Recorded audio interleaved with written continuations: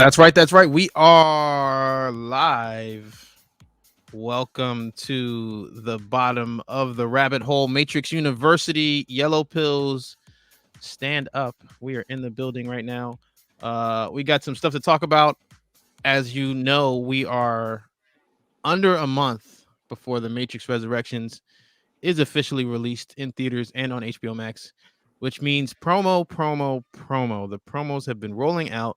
It's been hard to keep up, but I do have our resident advisor Vesuvius here with us and a special guest, alias Trinity, who's been active on the Twitterverse and the Discord. She went on a Canadian wild goose chase, so she's going to share her Matrix promo story with us, and we're going to get into some of these TV spots after that.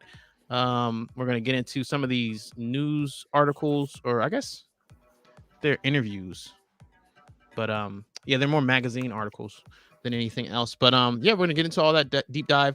Like the stream if you haven't already. Please like the stream on the way in. We want this video and these live streams to touch every hardcore Matrix fan that we can find. So yeah, say hello to the class, Vesuvius and alias Trinity. Welcome, everybody. Yeah, hey guys, thanks for having me. Yeah, shout out to Kavion Davis in the chat. I see you there, brother. He was the first student in the building, so always appreciate you guys being here. It wouldn't be a thing without you guys here listening, here watching. So yeah, I see 695. Yeah, we got some hardcore yellow pillars in here right now. David Munoz, shout out to all you guys. John Warhol, appreciate you. Greetings to you too. Okay, so let's go ahead and get into this. Actually, I'm messing up. I'm telling you guys to like the stream. I forgot to tweet that we are in here live right now. So let me do my part here and just let everybody know in the Twitter matrix that we're live right now. Hopefully some more people come and join us. So there we go. That has been tweeted out. In the meantime, between time, I see you, Boom Art Studios. I see you, LZ. Yeah, Twitter's in here. What's up to all of you? Yeah, so let's, I guess, prep this or set up this whole Canadian thing. So I don't know what day it is. So I know one of the days over the last week on the YouTube community tab, I posted or reposted, or however you want to word that, the images from Warner Brothers Canada, because they had some promotion going on up north. Let's see if I can find the images on my screen here, share my screen here with you guys so you can see what we saw. Like I said, it's on the community tab, but this is the official tweet from Warner Brothers Canada. It says, "Can you spot a glitch in the Matrix? 11/27/21. Keep your eyes open and get ready to discover the truth." And it's got a little Canadian flag icon, the Matrix movie. And then later that same day, they followed up with this, which says, "See how deep the rabbit hole goes tomorrow. Explore your city to discover glitches in the Matrix." And as you can see here, it's a Canadian map, but it's got these little waypoints on it. What did you call it, V? When you saw this the first time? The map? The code map? Yeah, code map. Yeah, it's a little Canada code map, but it's got these waypoints here pointing out major cities where they had promo going on. So yeah, yeah, just pin it, save it. Right. So alias Trinity, she was on Twitter and she mentioned that one of those cities was her city and that she was going to go on the wild goose chase. So what did you find? How did this go? Tell us the story. We are ready. Yeah, so obviously saw it on the Warner Brothers Canada Twitter account. And I thought, well, that's interesting because everybody always thinks Canada is Vancouver, Toronto, that's it. So imagine my surprise when my not Montreal, my redneck town of a disaster is somehow on there. I thought, well, that's interesting. But the thing is they never posted anything but this map and saying to look out for the glitches. They didn't give any hints. They didn't give any clues. They didn't tell us anywhere to look. Oh, it was very mysterious and cryptic the way they did it. I was low-key hating. I'm like, where's the American map? What's going on? You didn't miss much. So I got home, I packed the groceries away, and then I forced my husband to drive me around for probably 5 hours driving around town. And let me tell you, I should probably be in charge of their promotional directions, because I'm here thinking, well, we have a white Ave. Follow the White Rabbit. That's where all our stuff is, right? That's where the bars and the cafes and the shops, that's where you go. So I thought, well, we'll go there. So we drove up and down the street thinking, well, maybe it's a pop-up shop, because some people were saying on Instagram that it was a pop-up shop. So I thought, well, if that's the case, I bet you anything it's going to be the Simulate sign. That would be cool, yeah, again, I should have been in charge of their promotions. So we drove around and nothing came up. So I commented on the post on Instagram. I tweeted at Warner Brothers. They didn't respond. I posted on the Matrix subreddit and my city's subreddit. Got downvoted to oblivion, let me tell you what. But good old Reddit. Yeah, they Reddit's brutal, man. I don't even dare venture there. Yeah, I tried. I thought maybe somebody knew something, and then someone mentioned, well, maybe they're just lighting up the bridge or the big like CN tower type thing. Right. Yeah, that's what I kept hearing, is that, oh, if it's just a green light on the museum, I'm gonna be pissed and like post like that. Yeah. Yeah, because we always light up the bridge for whatever. I thought, if that's the bridge, that's not interactive. That's a waste of my time. But ultimately, someone posted the locations from in Toronto, and it mentioned all the Gamestops, as well as these Matrix related names of places, I suppose, but they have nothing to do with the Matrix. They just happen to have names that are relevant. Okay. So yeah, it was weird, but I thought, well, if it's GameStop. Well, that was my first thing when you shared that, or when you shared the entire list. GameStop jumped out at me, because I figured, even if they're not making a statement directly, I think that's promising that they're, clicked in with the businesses that they're willing to do business with. Mm-hmm. And at least it's a major business that's cross Canada, I thought. So that's always positive, I suppose. And so I called one of them, and they had no idea what I'm talking about. You got to love that phone call. Not a clue. And that was after I called. Yeah, right.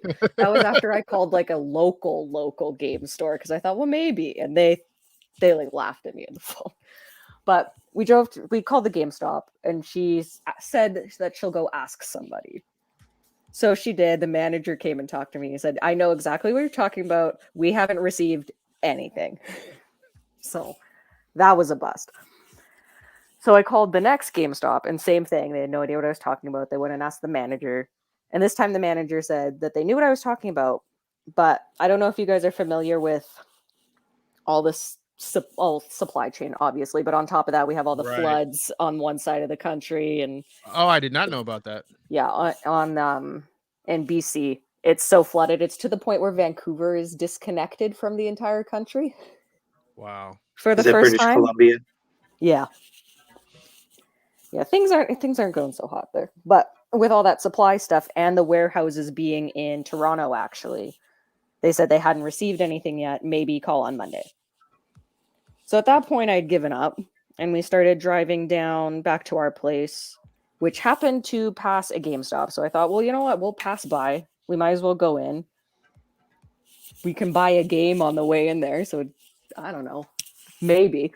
So we went in there, and I asked, and she actually knew exactly what I was talking about. And she went into the back and pulled out the poster, which actually, cool. I can actually, I'll send you. What poster? It's just the code.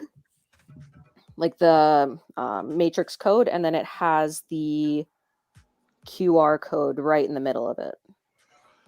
So nice. Is that the same image that they were projecting? Yes, the QR code that they were projecting all over Toronto in the evening, that is the same QR code. But I'll send you the poster on Discord right now here. Well, yeah, no, I have an image of the projection. I didn't want to spoil the story. I guess I did, but you can definitely finish the story and see how you got to that part. So right, so they gave you the poster. They gave you. Well, they let me look at it. I asked if they had it. I asked if they had an extra one, and they said no. They sent us one. Correction. Okay. Because that was the first thing I asked. I'm like, you don't happen to have another one, do you? Yeah. No. Oh, they better take a picture of that one. It's if they don't keep a lock and key, it's gonna go up missing. Yeah, no kidding. But and when I saw them rolling out stuff, all over the world, I'm like, yeah, they got to be limited with the supplies here because they're dropping stuff everywhere. Like everybody's country is getting something somewhere. Posters, statues. You know what I mean? Like yeah, they're spending money. Spain, right? Yeah, yeah. But yeah, so they told me that they couldn't get the QR code to work. Nice. But of course, me being me, I spent the time and I got the QR code to work. And what it sent up, I did send it to you, I think, on Discord already. It takes you to the website, which is now posted everywhere, where you need to select the city that you are entering from. And it gave you the option to enter to win 2 tickets plus flight and stay in Toronto to go to the premiere with Keanu and Carrie Ann Moss, in addition to special guests, but they don't specify who those guests are. So that would be the grand prize. And then after that, it's 25, I believe, IMAX passes that are good through 2023. Yeah, I'm pulling that image up now. Go ahead, V. I'd like to take a guess at who the guest is. Go for it. Marcus Chong, Tank from the original Matrix. Could you imagine? Okay, so for anybody who doesn't follow Vesuvius's sarcasm, we're gonna have to get like a little like EMP sarcasm alert because no, I'm picking up what you're putting down.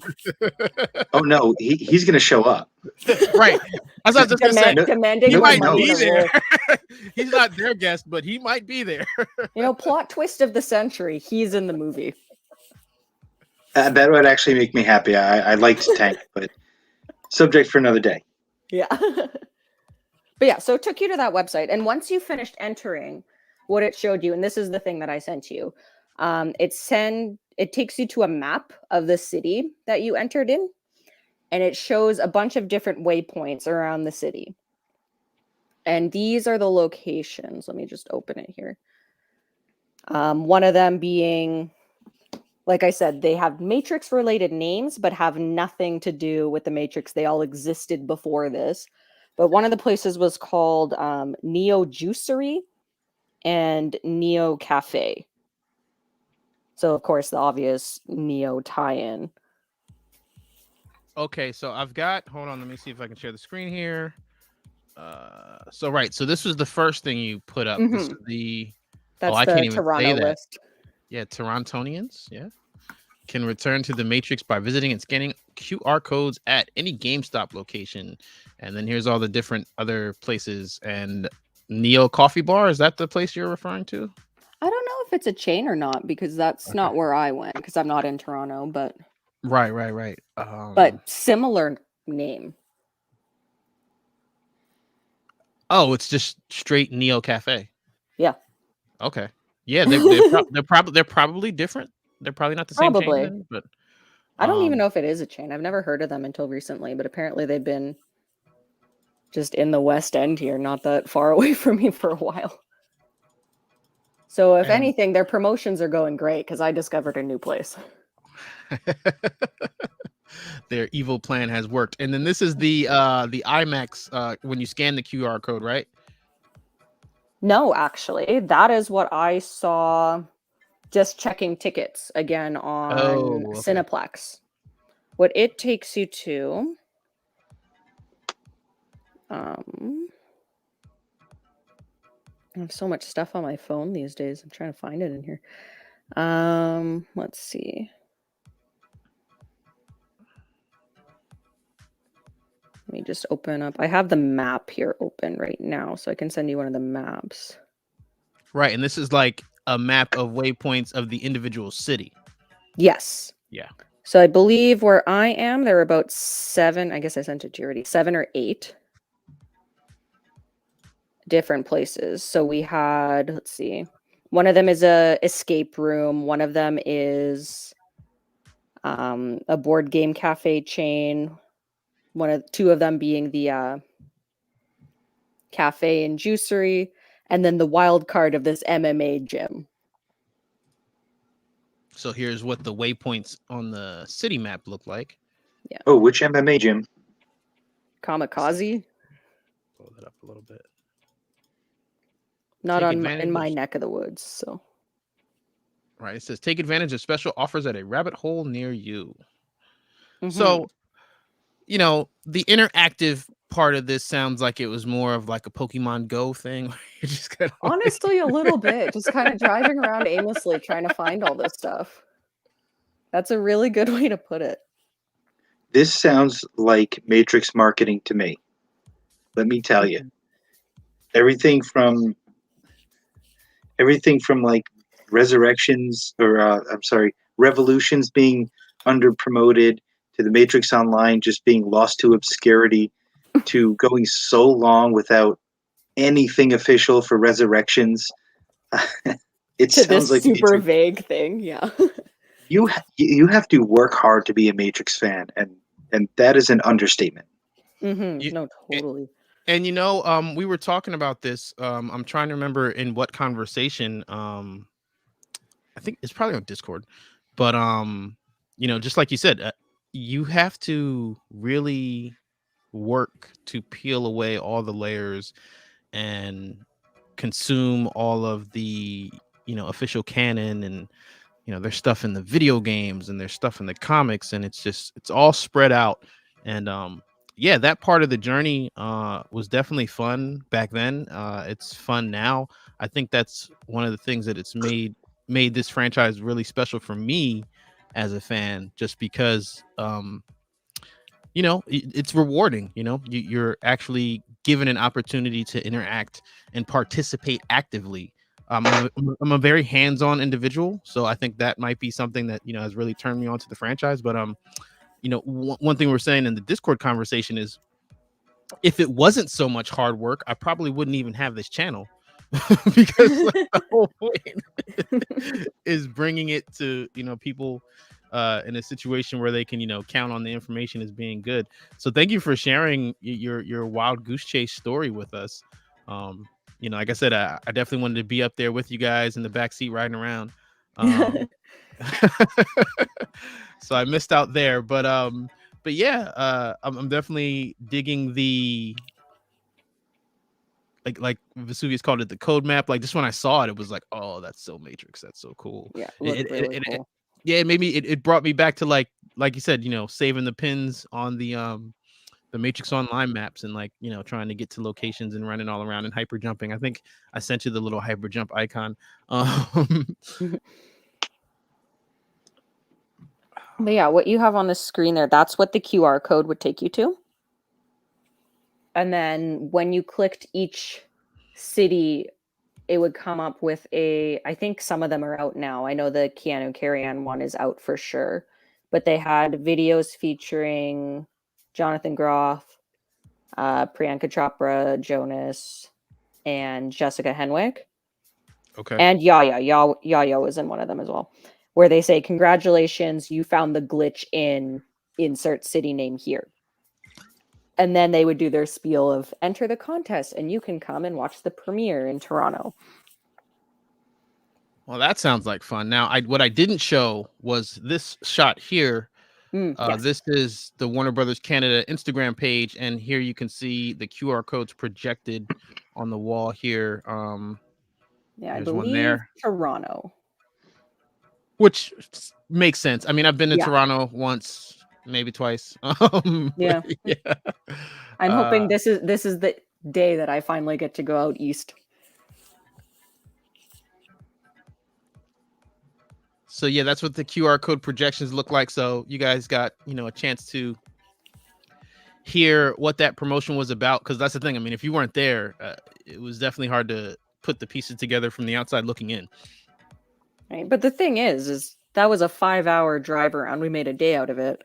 But then today on their Twitter, they released the contest to everybody. So it was almost like yes, you spend all this time trying to find this and trying to figure out what it is, and good for you for figuring it out. But here, take this for the whole public, and now anyone can see it. So Well, like, maybe you'll get cool points or style points for being one of the first to enter. maybe bonus entries. Yeah. Now, speaking of Matrix contest, I believe, I'm not sure because it was real like, oh, we're gonna tag you, you won, but I think I won a Matrix NFT today. They I come out. saw that. They come out tomorrow, right, V? Yeah, tomorrow, 1 p.m. Eastern time. So that would be New York time. Actually, yeah, they got a little. Let's see if we can hear this real quick. They got a little ad here. And congratulations. Thank Yeah, you. Thank you. congrats. I guess I'm still kind of in shock because I literally never, ever win contests. I'm talking like, third grade stuff. Like I don't win contests ever. 50-50, forget about it. So yeah, like when they said it, I'm like, oh, that's cool, right? Like, you know what I mean? I just was, suspending my disbelief, I suppose. But let's give a listen to this here real quick. Let me pause the music just because there's other sounds going on here. Okay. It's a short one. Oh, this is muted. It is not muted. I guess it just doesn't have sound. When I watch it on mute, so I don't know if it actually has sound. Yeah, this one may not have sound because usually my tabs are muted, but it didn't say it was muted. So, but yeah, they're saying tomorrow. But yeah, that's what I was gonna say. That contest, someone actually tagged me in it, like as soon as they posted it on the Nifty Twitter page. So I was one of the first people to enter. So hopefully your early entry will, give you a little bump up in the drawing there. But yeah, shout out to everybody who's been tagging me and stuff and just keeping all this stuff on my radar. I definitely appreciate it, especially in this case. And of course, I will do a review of the NFT. Now I have to debate if I'm going to buy another one for potential resale value down the road. I mean, like I said, I understand how blockchain works, like, from a technological standpoint. I guess I'm just not sold on the digital art space reselling part of it. Not that it's not a thing, just that I don't know that I know enough about it, Yeah, but totally. it's gonna be. I feel. Oh, go ahead. No, Oh, you go ahead. I was just gonna say, when it comes to merch and everything, I feel like for me at least, as cool as these are, if I won one, great, I have one. But I'm definitely someone who'd rather have something more tangible that exists Right. in real time and space. I think, at least for me. Well, see, my thing is with this is that I think the price point is fair. Yeah. So that's not the beef for me. My thing is when it comes to like quote unquote avatars. Mm-hmm. Like I think Matrix Online, like why can't I pick my clothes, dude? Like you're just gonna give me some random dude? I thought, didn't they say something about later determining if your character is a blue or red pill, and then that can change the appearance of your NFT? See, while I agree with hearing that there's going to be a blue pill, red pill day, I don't know what that means. I don't know if that just means I go from wearing, a suit to having the code behind me and some leather pants on. And that's the other thing. I don't even want to say me because I have no idea what this avatar is going to look like. Right. And yeah, that's I don't get it. It's beyond me. Maybe I'm too old now, but I don't get it. I don't get the NFTs. Right? I'm a teacher, so I had my kids try to explain it to me the other day, and I'm like, can't I just screenshot it? I don't get it. Well, okay, so that part of it, so right, that's what. So okay, yeah, like so I know they're serialized, and I know all that. Right, yeah. It's just and that's the thing for I don't feel like I own it. And for like sports memorabilia, it's great. That part of it, I get. This is authenticated. You don't have to challenge it. That part makes sense to me. I mean, or even if you're like in like a fine art space, like imagine if the Mona Lisa had blockchain. Like there'd be no counterfeits. That'd be awesome. But like you said, in the digital space, where people just right click, save, repost. Yeah. It's just like, all right. And yeah, for me individually, I like custom stuff. So if it was a thing where I could go in and pick the outfit and then it gets sent through the blockchain and it looks like my character, but it's officially my character through whatever authentication process, that would be something that I'd be like totally gung-ho about. I would definitely be more inclined to get one for sure if that's what it was. So with this, I'm just curious, and that's now, like I said, I'm definitely going to review. If they do send me something, I'm definitely going to let you guys see what I was working with there. I'm going to have to debate whether I get a second one. But I'm curious, and I'm hoping that they send it to me tomorrow. Yeah, hopefully. So that'll be exciting. Is there any other blockchain or NFT info you wanted to drop in here, V, before we move on to the next thing? Well, I don't want to share this information, but they are doing a quiz later tonight on the official Nifty's Discord. I figure I'm gonna smash any Matrix quiz. However, it's got to be the right answer, and you have to be within the first 10 correct answers for each response. And definitely a game of speed. Yeah, well, I absolutely butchered it last night.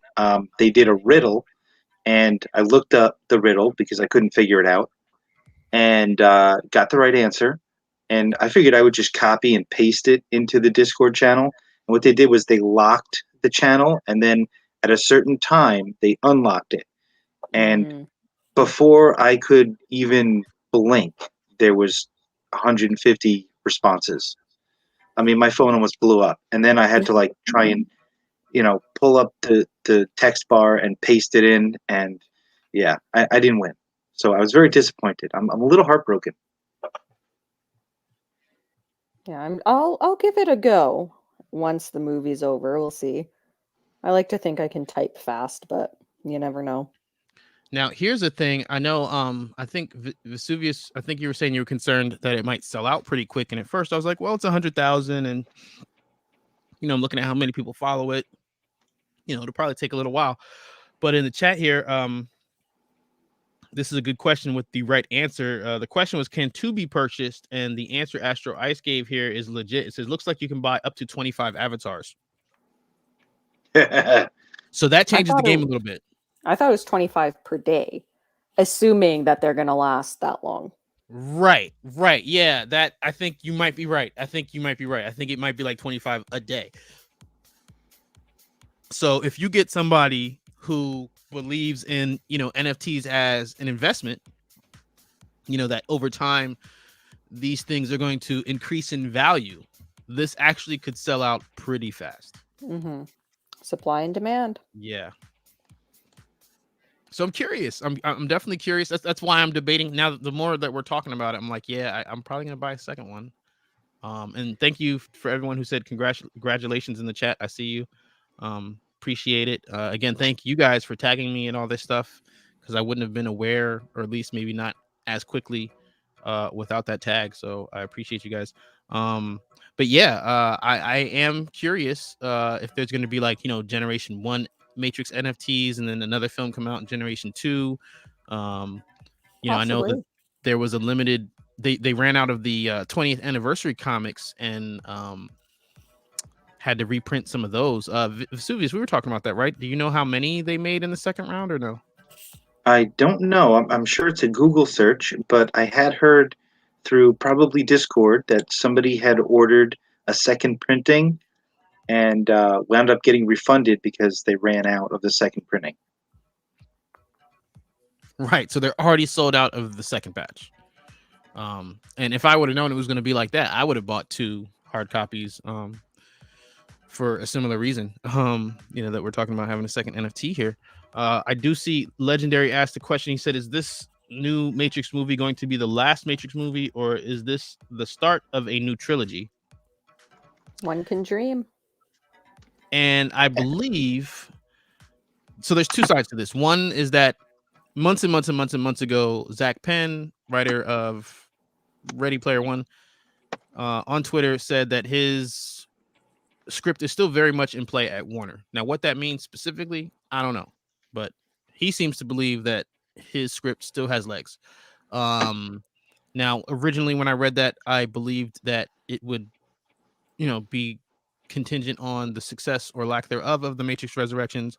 But since then, this is the second part of it. I believe it was the CEO of Warner. I might be wrong about the title, but somebody really big and important at Warner said, if Lana Wachowski wants to make more movies, we make more movies. So the question, I guess, really is, A, is Lana Wachowski going to want to make another Matrix movie? And then B, if she doesn't, will they go ahead and greenlight the Zach Penn script? Don't know the answer to either one of those questions. Only time will tell. However, the silver lining or the good news is that Warner is behind making more. So if I had to guess, one of those two scenarios is going to play out. If I had to guess, if I was putting money on it. Now, the CEO of Village Roadshow, and I know that was the correct title. I did a video, I think it's like Future of Matrix franchise or something like that. Again, maybe like over a year ago that this article came out. But he was talking about being poised for streamers. So, I wouldn't be surprised if we get some sort of Matrix streamed series or TV series or something of that nature before another film. So, it's looking bright. And like I said, even with just them having GameStop on the list, I think even the, new Matrix video game energy is looking pretty good. So we will have to see. But I guess, like I said, the silver lining, the good news is that the HBO Max theatrical release, them having that same time to see it either on HBO Max or in the theaters, that messing with the box office numbers or the box office numbers not being what people expect does not seem like it's going to break the future of the franchise, because that was my concern. It's like before, when the date kept moving, I was like, well, if they don't have a purely theatrical release and the numbers aren't that good, will that mean that they shy away from making more Matrix Universe stuff? That was a concern for me, but I am not anywhere near as concerned, especially with, the recent success of Dune and all the hype there. And that got greenlit for the part 2 pretty much immediately. I do think that the Matrix Resurrections is going to surpass the Dune numbers. That's just my projection. But we're going to see real soon, man. It's less than a month away.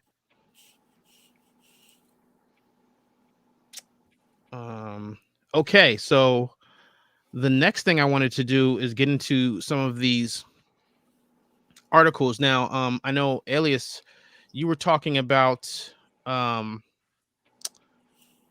wanting to get any spoilers, but I feel like, we kind of talked about that in prep. I don't know that we have any legit leak spoilers tonight, so no, I think we're on the same page. I'm about to say, but this is your opportunity. This is your chance to exit before the spoiler EMP goes off, because I don't want to, I don't want to break your Resurrections dreams. But me and Vesuvius can tangent to some pretty deep areas of the universe.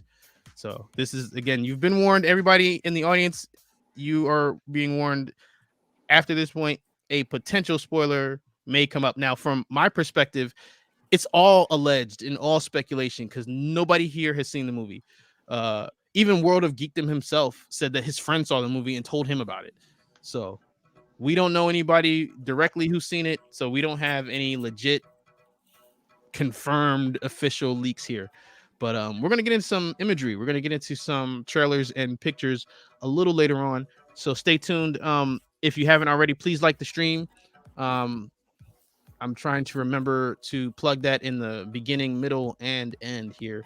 But practice makes perfect. So the next, or rather the first article here, is from IndieWire.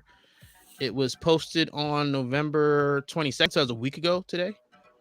And this has some David Mitchell quotes. So let me see if I can share this on the screen. David Mitchell, the co-director?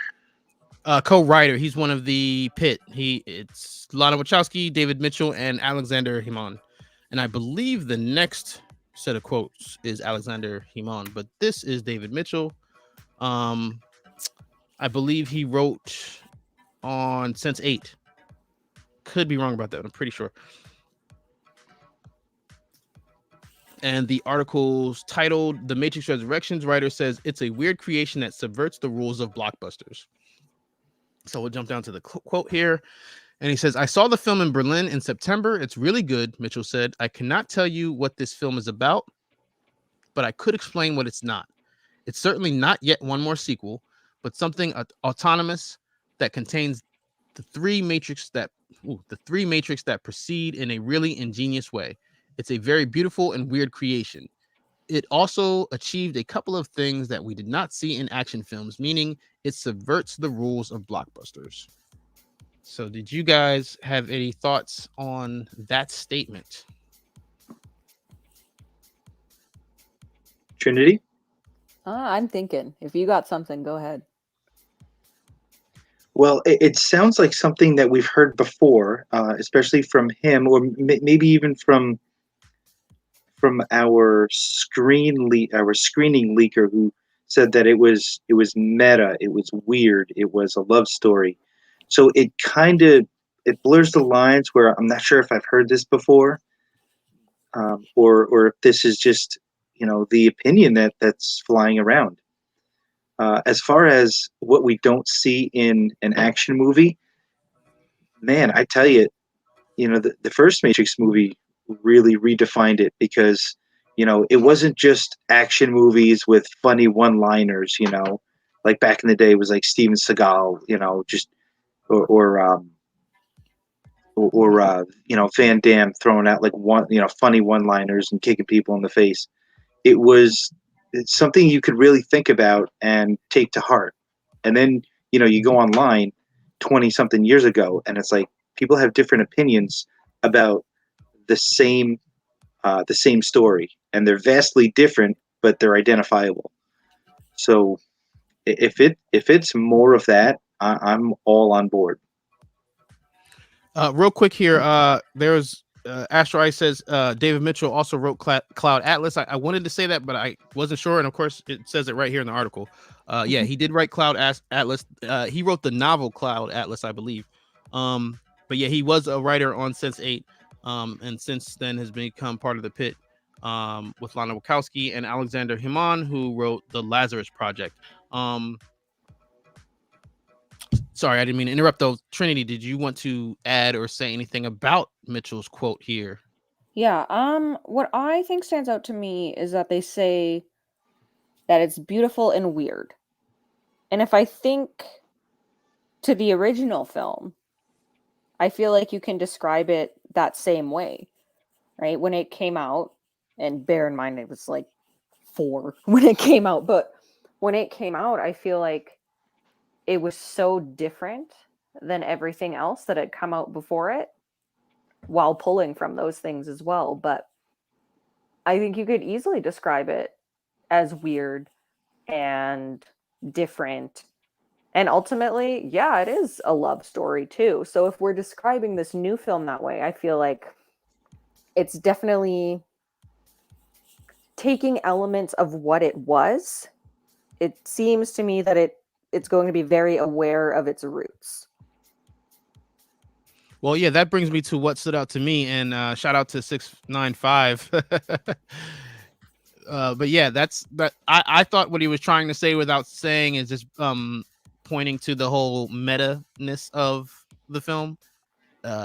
We don't know specifically how they're going to reference the previous films, but we do, from the trailers, we know that there will be references to the previous films in this film. So I think that what he's talking about there is that that's going to be something like how they introduce that and explain that is going to be unique, something that we haven't necessarily seen before, I think is where he was going with that. I did see a question here. David T. Gregory Music asks, okay, I got to ask, are these streams a regular scheduled thing? I'm not on YouTube that much.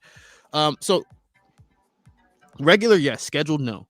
Like I literally messaged V the day of, like, yo, you around tonight, bro? Like, like that's how it happens. Not what it seems. So we've been fortunate that we've had a lot of promo and news updates to talk about every week. there may be some discussion of some semblance of a schedule after the movie when things kind of normalize a little bit. We haven't had those conversations yet, though. We're just trying to get through to Project Matriculated and this movie release one day at a time right now. But of course, I will let you guys know if we do agree or figure out some type of regular schedule. But like our work schedules are kind of weird individually combined together, so that makes it difficult to commit to a specific day every week. But maybe we might have a one day out of the month for sure thing, and then after that just freestyle it. But the other side of the coin that I noticed over these last several live streams is that the audience here is so international. People in the chat are from so many different time zones that I know a lot of times we do it around this time, but we have had some lives, way later, and we've had some lives that were, a lot earlier. So I do like giving people the opportunity to participate randomly, if you will, if that makes sense.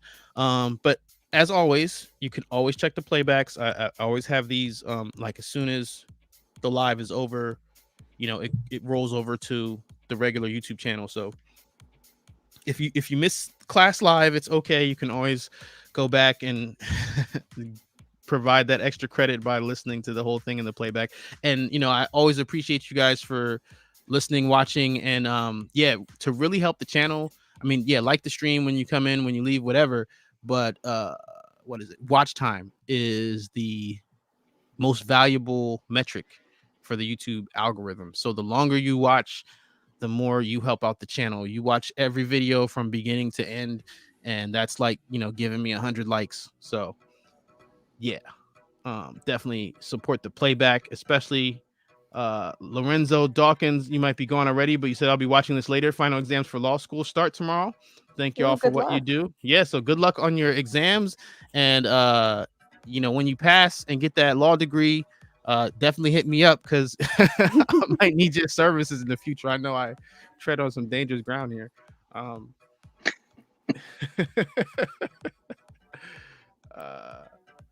So where were we? Okay, so right, so we spoke on the David Mitchell quote. Now, the next series of quotes, I believe, come from this Premiere magazine. We talked about it a little bit in the last live. There was actually another French magazine. I'm not remembering the title, the title of that magazine off the top of my head, but the Premiere one seems to be the one that's getting the most attention. And actually, Vesuvius and I did a late night podcast, the Matrix podcast, and with Albert.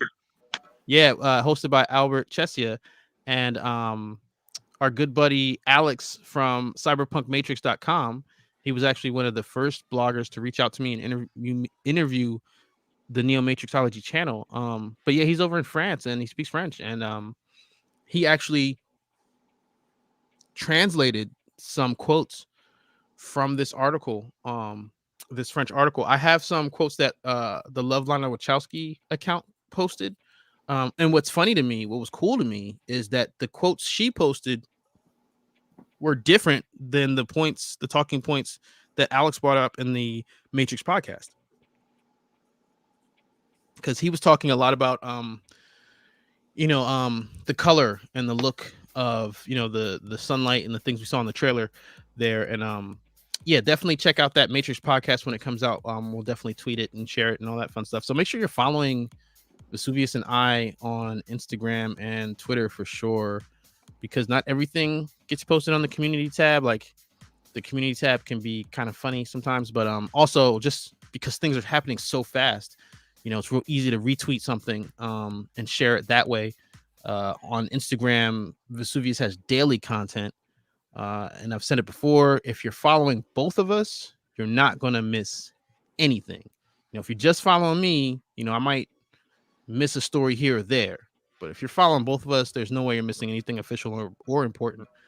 So it's at NeoMatrixology for me and at Vesuvius MXO for Vesuvius. And Alias Trinity is pretty active on Twitter as well, so you can go ahead and give her a follow. Yeah, we're definitely, and that's the other thing I've noticed too. You know, with the hype train has officially pulled into the station, and you know, Twitter is buzzing with Matrix energy right now, and I love every second of it. I am soaking it up. I know that after December 22nd, it's gonna get a little quiet. I mean, it's gonna be loud for a minute, so maybe we're gonna ride the train into the new year. But yeah, I'm definitely enjoying every day of Matrix fandom. Like I said, this is the crazy time. This is the party online time. So definitely come over there and hang out with us. It is a good time. So let's get to this Premiere magazine stuff. Let me see if I can find some of these images here. And hey, before we go a little any further, I want to say a big shout out to Alias Trinity's driver for that 5.5 hour trek. I mean, shout out, definitely deserving, and I appreciate that kind of commitment because I was getting all that energy on Twitter, and I actually took my kids to the movies, and as I sit down, was not interested in the movie. As soon as I sat down, I opened up Twitter, and it just started blowing up with all this Canada stuff, and I was like, oh man, I just kept looking at the clock and think about making a run up to Montreal. But appreciate everything that you posted on Twitter. It was very exciting. Yeah, thank you. It was, and I will thank the driver again. I definitely got him lunch that day. But yeah, it was actually, despite the 5 hours, it was a fun time for sure. Okay, real quick here. I just realized that the Alexander Haman quotes might be from a third magazine article, Dazed magazine. But I have that. I found that. So let me just read that first before I drop into the Premiere magazine stuff. So it's not on the screen, is it? Okay, there we go. So it says, I guess this is the question here. It says, are the agents present in the next Matrix film? Yes, but Agent Smith is in it, but he has a somewhat different role. It's not what you would think. I can't wait for you to watch it. I can tell you that it's basically a love story. It has this submersive dimension for insisting on love as opposed to violence. I saw the final cut in Berlin in September. And then it says, how does music come into the new film? Tom Tykwer worked with Lana to choose the soundtrack. He composed the music before the shoot too, and he played it at the table reading. Then the movie was cut to the music, and the music was cut to the movie. I heard it at the first table read in San Francisco in February 2019. It's quite amazing. It's very intense. And that's from Alexander Haman. Like I said, Days Magazine, Winter 21. And talking about the music here, he did mention that, and it was like an interview in Berlin. Vesuvius and I definitely did a live stream where we shared that with you guys.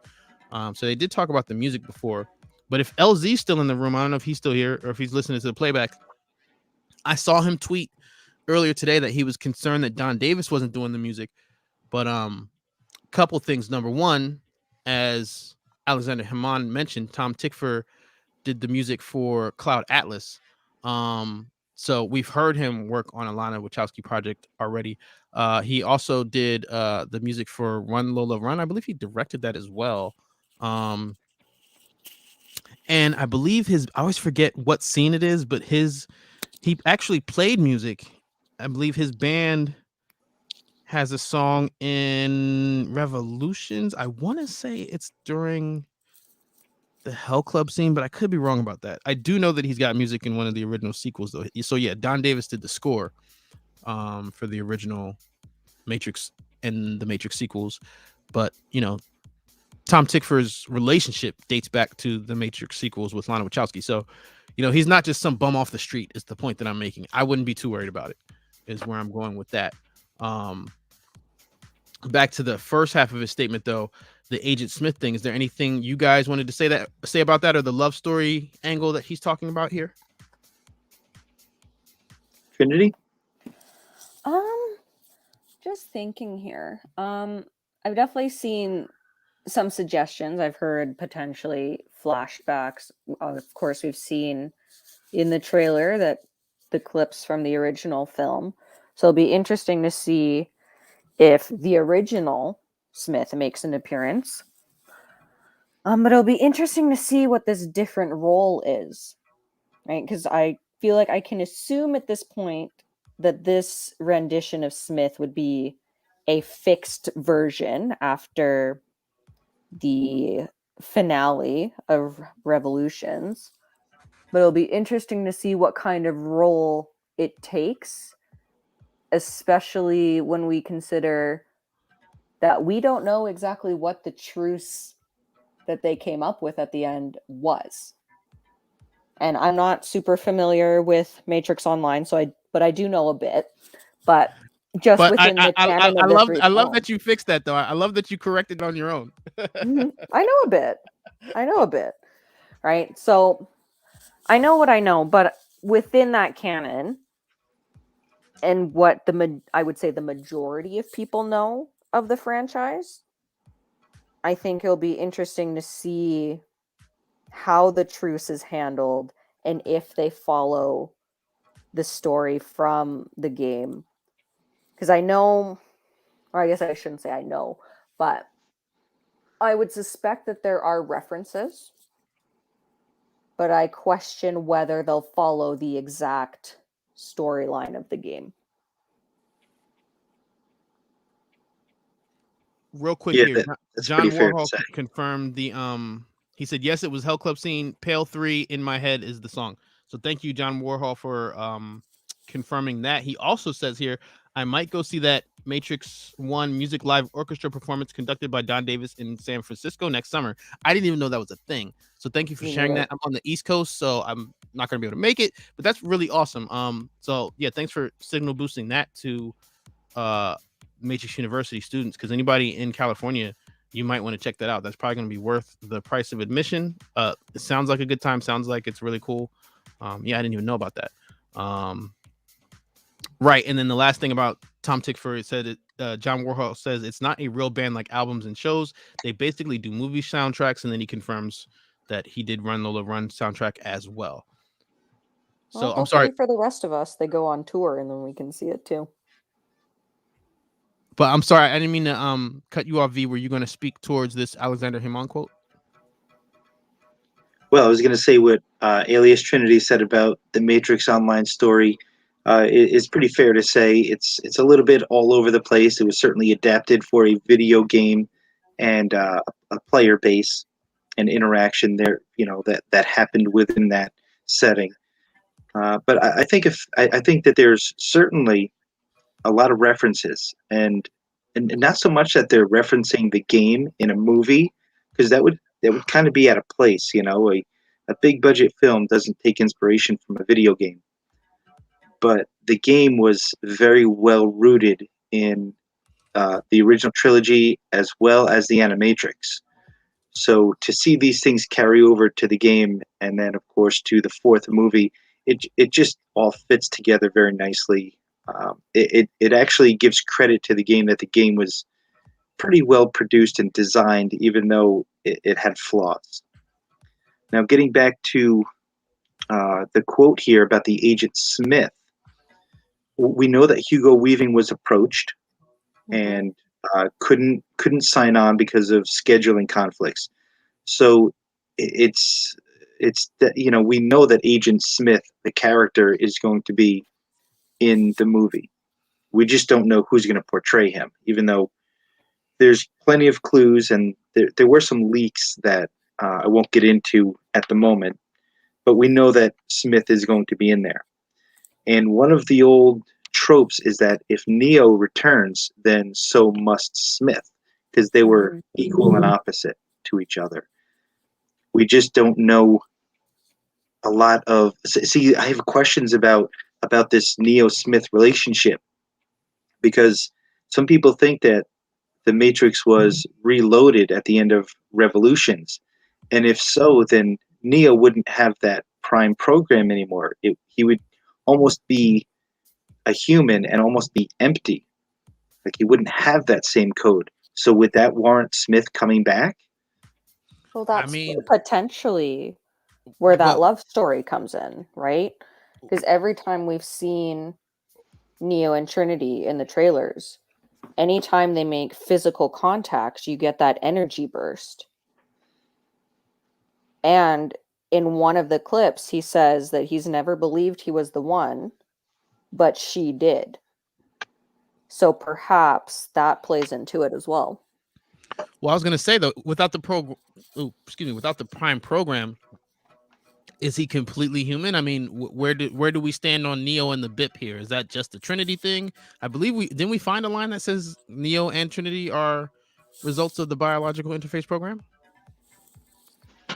Trinity, and one of my theories is that when Neo jump started her heart at the end of Reloaded, is that some of that interface program copied onto him, because he, in the very next scene, was able to stop the Sentinels in the real world, and that's a capability of the interface program.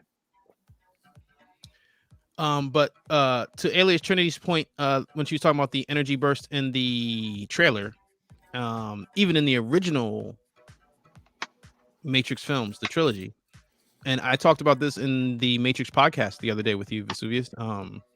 Every time we see one of these things, like I said, the jump starting of the heart, the stopping of the Sentinels, all these major hacks, real world or Matrix, who's right there? Trinity, every single time, without fail. Where did I lose the comment here? And she brought him back too in the first one. It says, this comment says, I always found the fact that love as the center of the story to be really compelling. So I love all these quotes. Yeah. And that's something that we also talked about in the Matrix podcast, just that, we've heard Keanu Reeves say that this is a love story, and, these quotes keep pushing that to the forefront, where I feel like in the original trilogy, it was definitely there, but and I don't even want to say that it was hidden. I just think that the original trilogy is designed in such a way that you take away from it what you want. It's there staring you in the face, but if you don't want to find it, you look past it. You say, okay, there's just kung fu and bullet time and action, but there was a love story there the whole time. So we'll have to see if the Matrix Resurrections is as interactive, but I definitely get the vibe from all of these people who worked on it saying and repeating love story, love story, love story. I do think that it's going to be more central to the story this time around.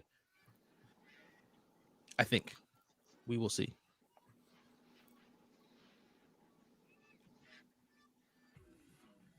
Well, one of the things that I like that I see in the trailer that really does reflect the affection that they have for each other is them holding hands. They shake hands kind of in the beginning of that first trailer, and she says, "Have we met?" And then at the end of one of the teaser trailers, when you could choose the red pill or the blue pill, you see Neo like take her by the hand, but like she pulls her hand back, and it's like, whoa, what the hell is going on? And then in the later TV spots, every time they touch hands, they unlock each other's powers. So I like the hand holding. It seems like it's very powerful. And someone brought up, I don't want to take credit for it, I believe it was Musanon, but someone brought up just the brightness of those energy bursts, and that it might have some reference to the sun and sunlight. So I thought that was an interesting theory, because there's definitely a very bright look to this version of the Matrix. A lot of golden hour shots. Yeah. And we were talking about this in the Matrix podcast, just that right, because we're supposed to be talking about the premiere magazine, which we didn't even get to yet, but again, in the quotes that I have, it doesn't even mention this, but when Alex from cyberpunkmatrix.com translated for us, the quotes that he translated were specifically discussing the coloring and how bright things were and how it looked. And I said in that podcast that I wasn't surprised, because this is John Tall, the cinematographer for this. He did Cloud Atlas as well, and that had a very bright look to it. A lot of outside shots. And the first time I remember seeing his name credited was in Vanilla Sky with Tom Cruise and Cameron Diaz. Cameron Diaz and Penelope. I always forget her last name. Cruz. Oh, Cruz? she's not it's not Cruz anymore. It was.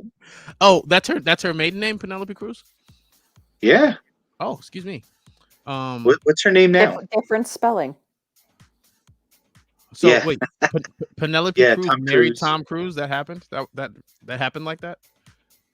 I don't think so. No, Oh. it's a different spelling. It's the CRUZ versus the CRUIS. Okay, so they were just a thing. They never got married. I don't know. Yeah, I can't speak on that. I don't know. Got it. Yeah, I long time ago. put it past Mr. Cruz. I'm Googling it right now for you. Long time ago. But yeah, John Tall's cinematography, or excuse me, the look of the end of that film, the Sati sky always reminded me of that look. So when I heard that he was brought in on this, that brightness, none of that shocked me at all, because I felt like it was almost like he might have inspired the look of the sky in Revolutions. I don't know if that's the case. That's just, like I said, they're just very similar.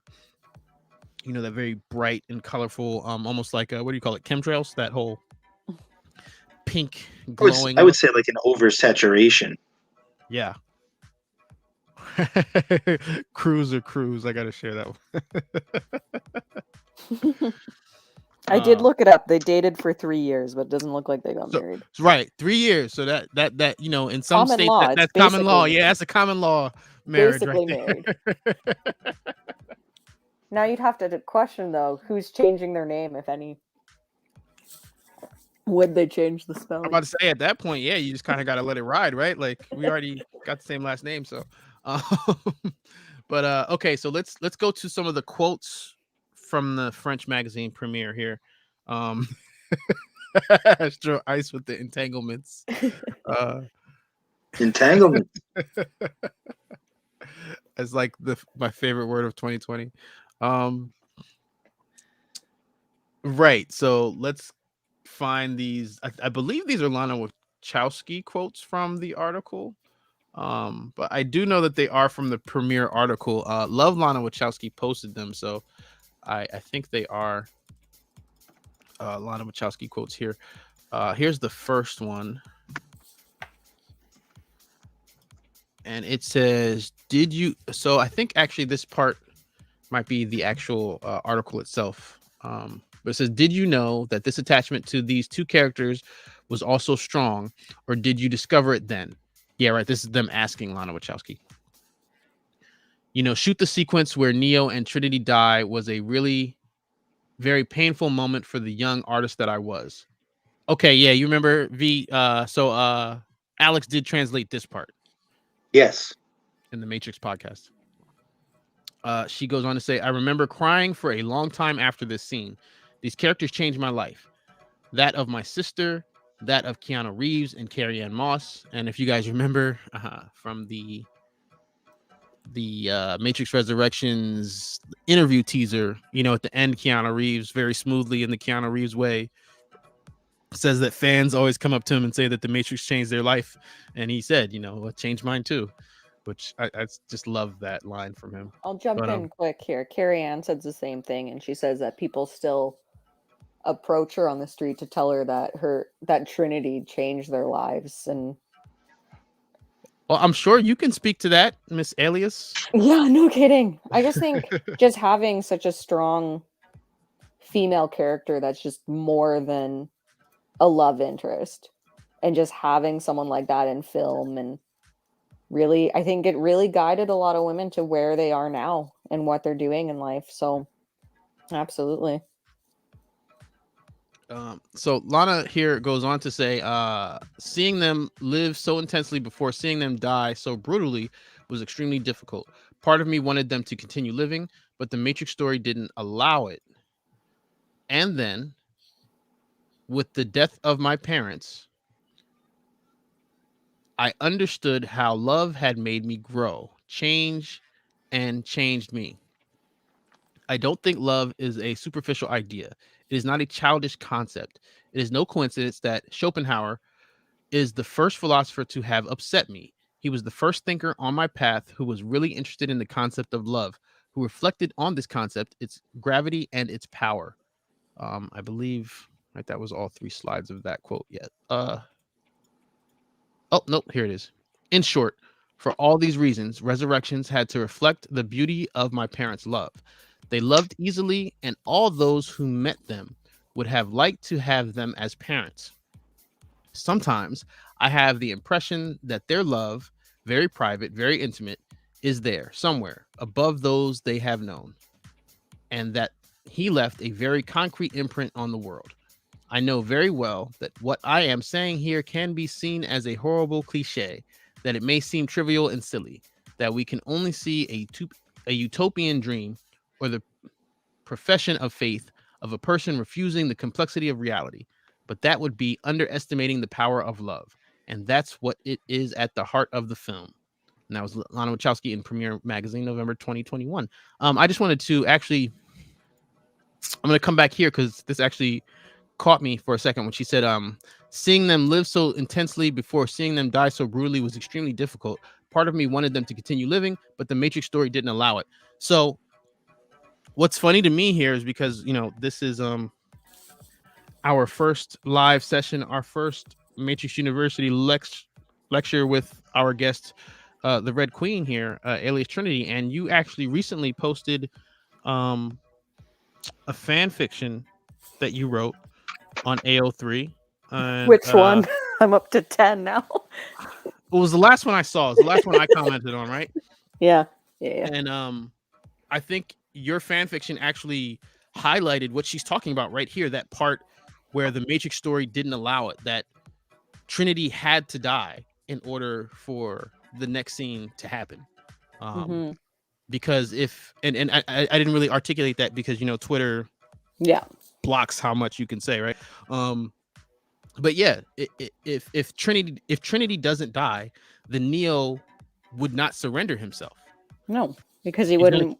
He's gonna keep fighting for her. He wanted to keep living, right? But once she's gone, he has nothing left, and he's already there. So why not?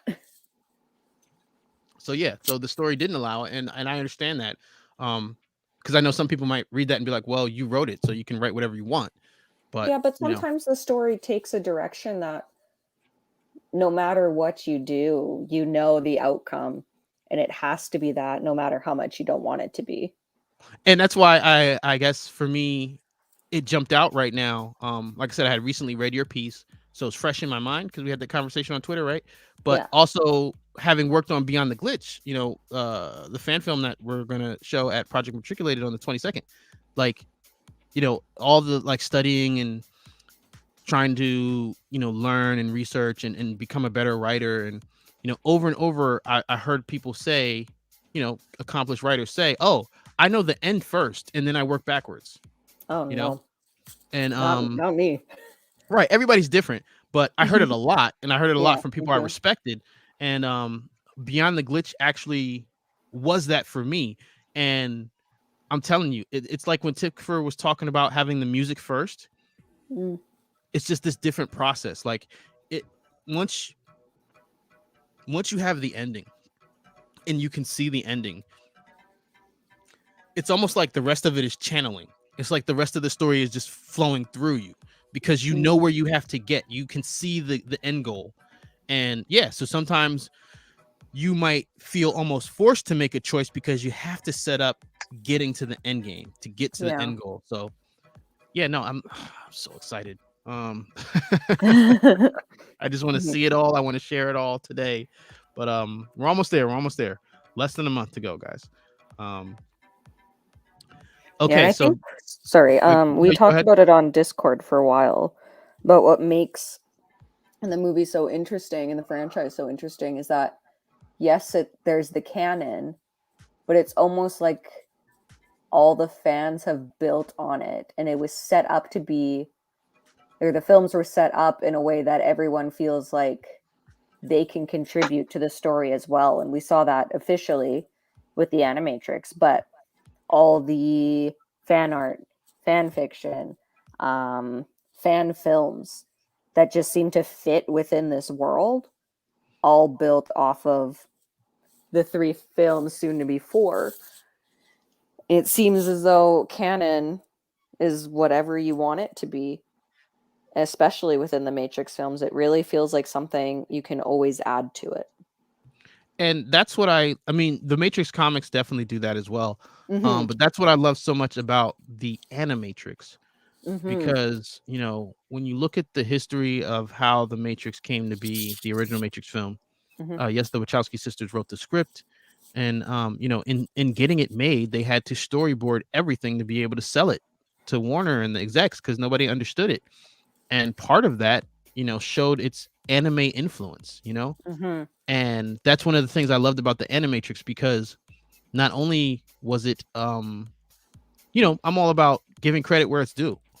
So not only was it an opportunity for them to give credit where it was due in terms of the anime influence, like, so I got so much respect for that. Like, you have no idea. So it's like, yeah, we did this super dope thing. Now we're going to reach back to the people that influence us and give them work. And not only give them work, not only are they getting paid to do this, but now they're letting them world build in the world that they created.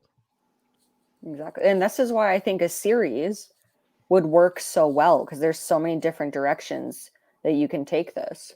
They built the world and we're just adding on to it.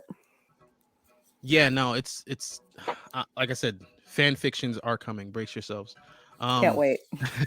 Let's did I read that? Yeah, I read that one. So this, okay, so this is the second set of quotes from that premiere article that Love Lana Wachowski posted. Hold on real quick here. I'm gonna put this in the chat if it'll let me. It's mxoemu.info, right? Yes. I know Steph was looking for the Discord information, so that's you can find it there. I put that in the chat. So let's move on to the next set of quotes here. It says, "Despite the love and the sun, Resurrections will be a movie too worried that were the first 3 Matrix. I don't like the term worried you use, but I see." Oh, right, because this is being translated from French. I'm like, what just happened there? All right. "I don't like the term worried you use, but I see where you are going with this. Let me answer you with a story.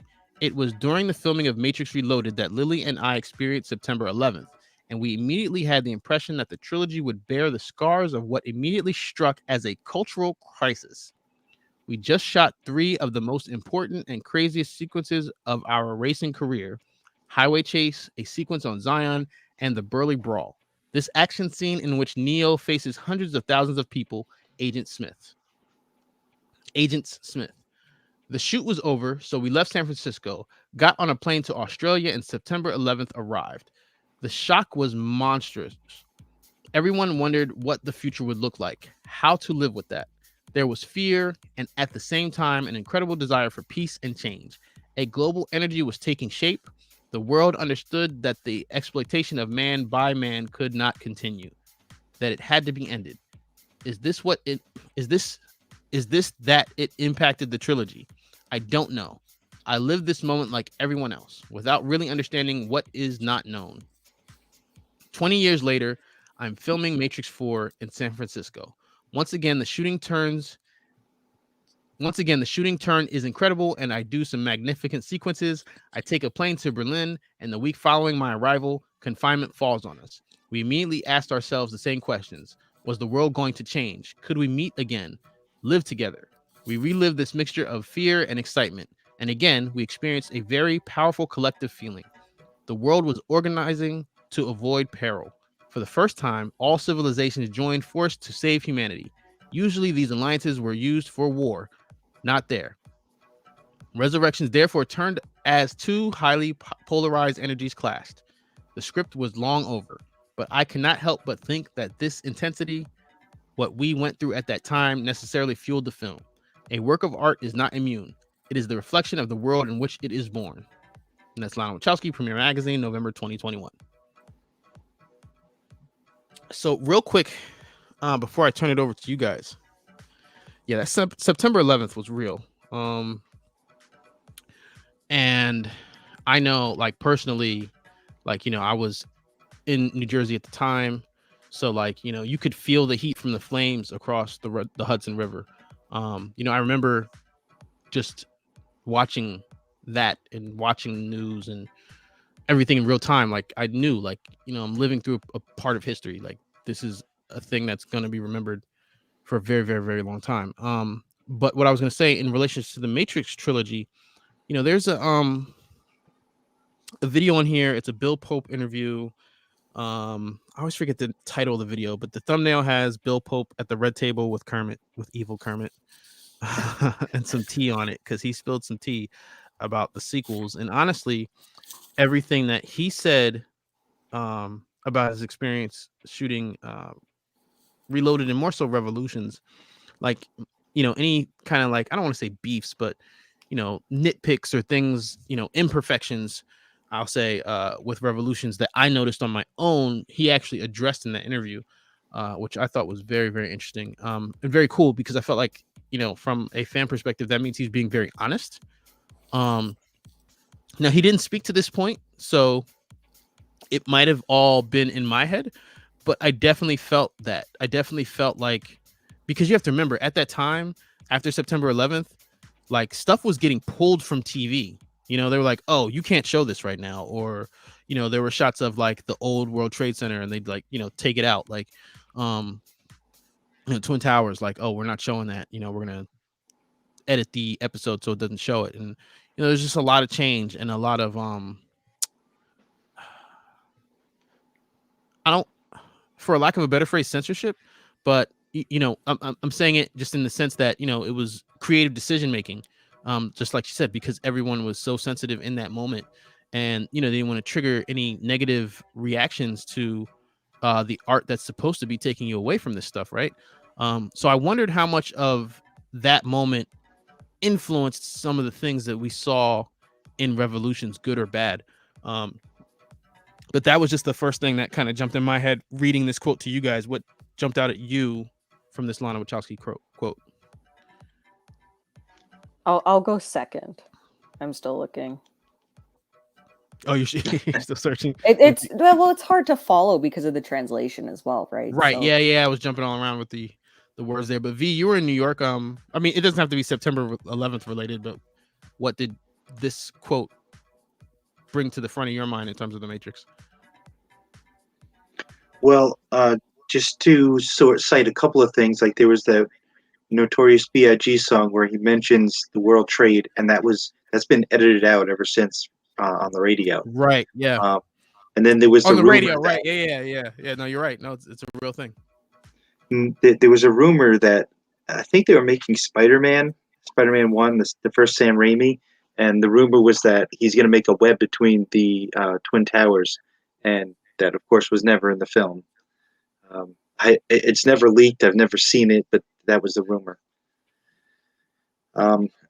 Yeah. Now, the other thing I was going to say, something that influenced the Matrix, and this is another rumor, is that the lobby scene possibly influenced the Columbine shootings, and henceforth, Neo never picked up a gun. That I haven't heard. Yeah, no, I've read those articles. I mean, at the time, at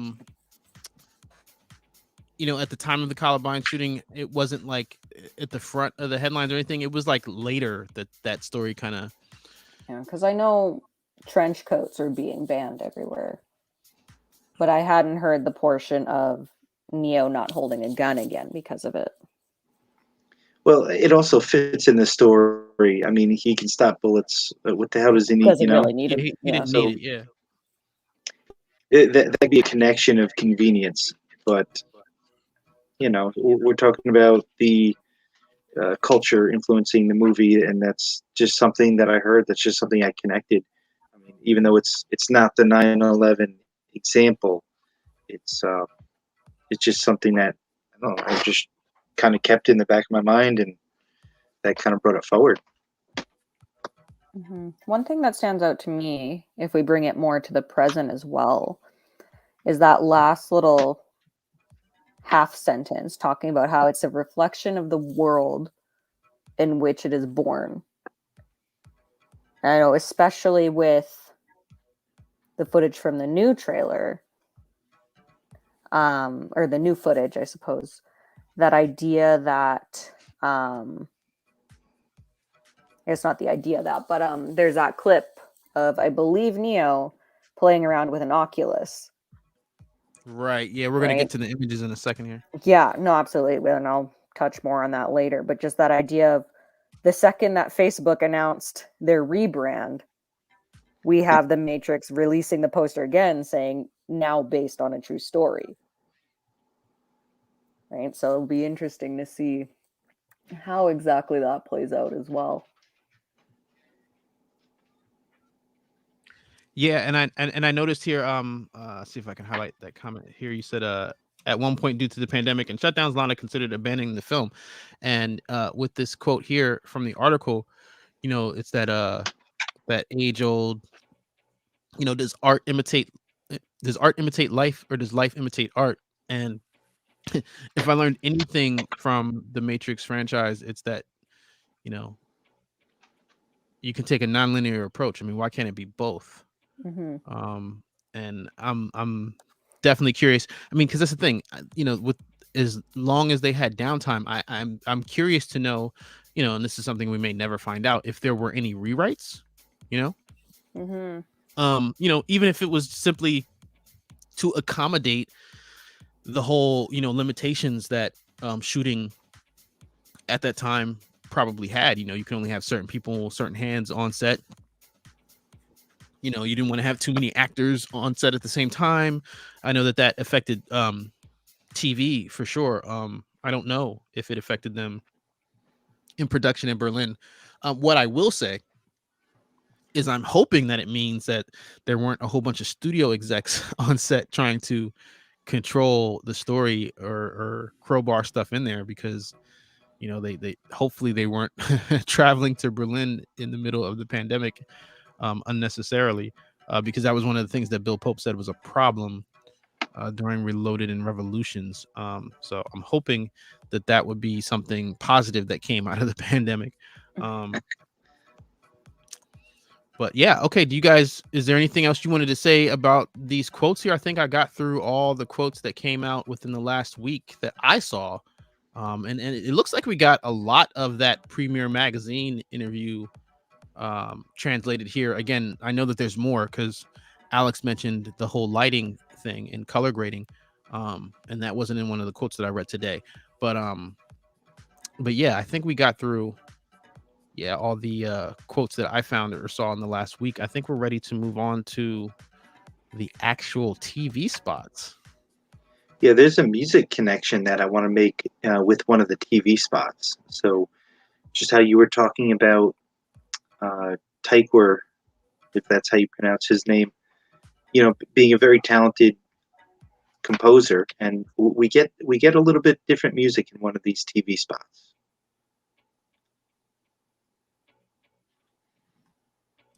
Real quick, John Warhol says, friend of mine works at Facebook and is a big Matrix fan. He said it's really weird that he now works for a company called Meta, just like Neo. Yeah, I did a Meta Cortex meme. It's on Instagram and Twitter. You might want to check that out. Send it to your friend. They might appreciate it. Give me his name. I'll FedEx him a phone. Oh boy.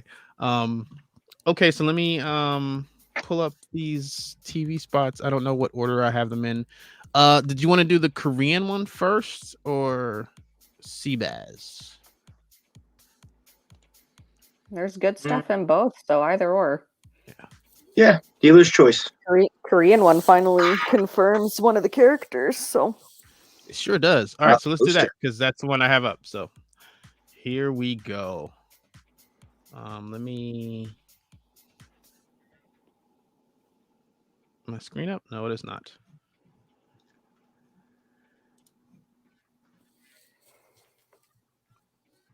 There we go. All right, we got to pause this. Okay, here we go. Who posted this one? This was One Take News. Remember, this is the Twitter channel or Twitter account that said they had exclusive Matrix something way back. I don't even remember what their exclusive was. We shared it, whatever it was. It wasn't that big of a deal, whatever they had last time, though.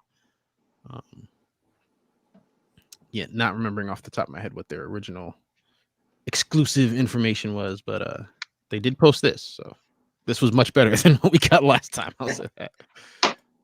Welcome back to the real world. 真実の先を知りたくないか。世界はまだマトリックスに支配されているのか。ネオは救世主ではないのか。I'm done fighting. Are you?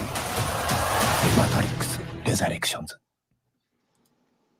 Okay, so that was the Korean TV spot. So I think the biggest thing here is in the beginning when we see Trinity melt away right there. Mm-hmm. So I'll, it's all in the name. I'll let you go first, Miss Alias Trinity. What were your thoughts when you saw that for the first time? Well, it continues that scene that we saw before where it was just the slight code fall on her face. And my speculation at this point is that Neo has already been freed, but he's still struggling. And in my head, it's almost like that Desert of the Real scene. And by having Trinity in front of him, that's what fully sparks that memory and remembering everything that happened before. That was my instant thought when I saw that. V, what you got? Okay, so very along with what Alias was saying, it kind of continues. So we see the little code, and Neo's kind of looking at her, like he's trying to look through her. And now with this clip, we see her, I don't know, just like the digitally melt away. I get a little bit of vibes from what I envisioned from the Goliath comic, where the world just kind of melts away. But I really wasn't surprised. It could be a dream sequence, but these are just, I think they're fairly obvious conclusions I'm coming to. If it is a dream sequence, I'm starting to think a couple of other things are dream sequences as well. We may be led for the first 20 minutes that he has no idea what his reality is because he's having all these dreams like he's telling the analyst about. I was just say, didn't he tell the analyst that he's been having dreams? And yeah, he's so not sure if they're real or not. Yeah, he's having dreams that aren't just dreams. So it could be quite a few of these. I wouldn't be surprised if there's a portion of the film, the first, I don't know, I don't want to say opening act, but 5 minutes, 10 minutes, 15, just devoted to making us not know what the hell is going on. So, similar to how he was awakened in the first one, where it's just like, what the hell? Like, he's bald, he has different clothes on. It could be a lot of these dream sequences just so that when stuff does happen, we're not really sure what to believe. Okay, well, yeah, I was gonna say that for me, when I saw the, I guess, melting code, like I said, it's very Goliath, like in terms of the description of melting away, but it actually made me think of Trinity's appearance in the Matrix Online, because she appears, but it's like she's not in full human form. It's almost like I don't want to say an outline because that makes you think oligarchy, but she doesn't look like a regular RSI, RSI. It's like a hollow RSI kind of thing. So I wonder if there's any inspiration or connections there. I do have a correction. Matrix Remix says this is not the Japanese, not Korean spot, right? Yeah, that is a good correction. The video is Japanese. We're gonna get to the Korean poster later. So I do want to touch on there. the interesting note that you mentioned that this is perhaps the opening of the film, which would tie it in with the other ones as well, because we opened the other three pretty early on with Trinity as well. So it'll be interesting to see if they continue that with the new film. Yeah, I have a feeling that when we first see Neo, he'll be waking up. And just because a couple of things I've heard, that everything in the trailer is the opening act, or the first third of the film, that there's going to be a lot of dream sequences, and I think that we'll see him wake up, because in each of the first 3 movies, when we first see Neo, he's waking up. We see him at the computer when he sells the program. We see him sleeping next to Trinity and waking up from the dream where she falls. And then in the third one, Sati wakes him up in the train station. So that's like a pattern. Mm-hmm. Okay, so you see how you have it freeze framed there? Like when Trinity came back in the Matrix Online and she was the biological interface program, she was transparent and gold. I mean, I'm trying to connect that, but I just don't see it here.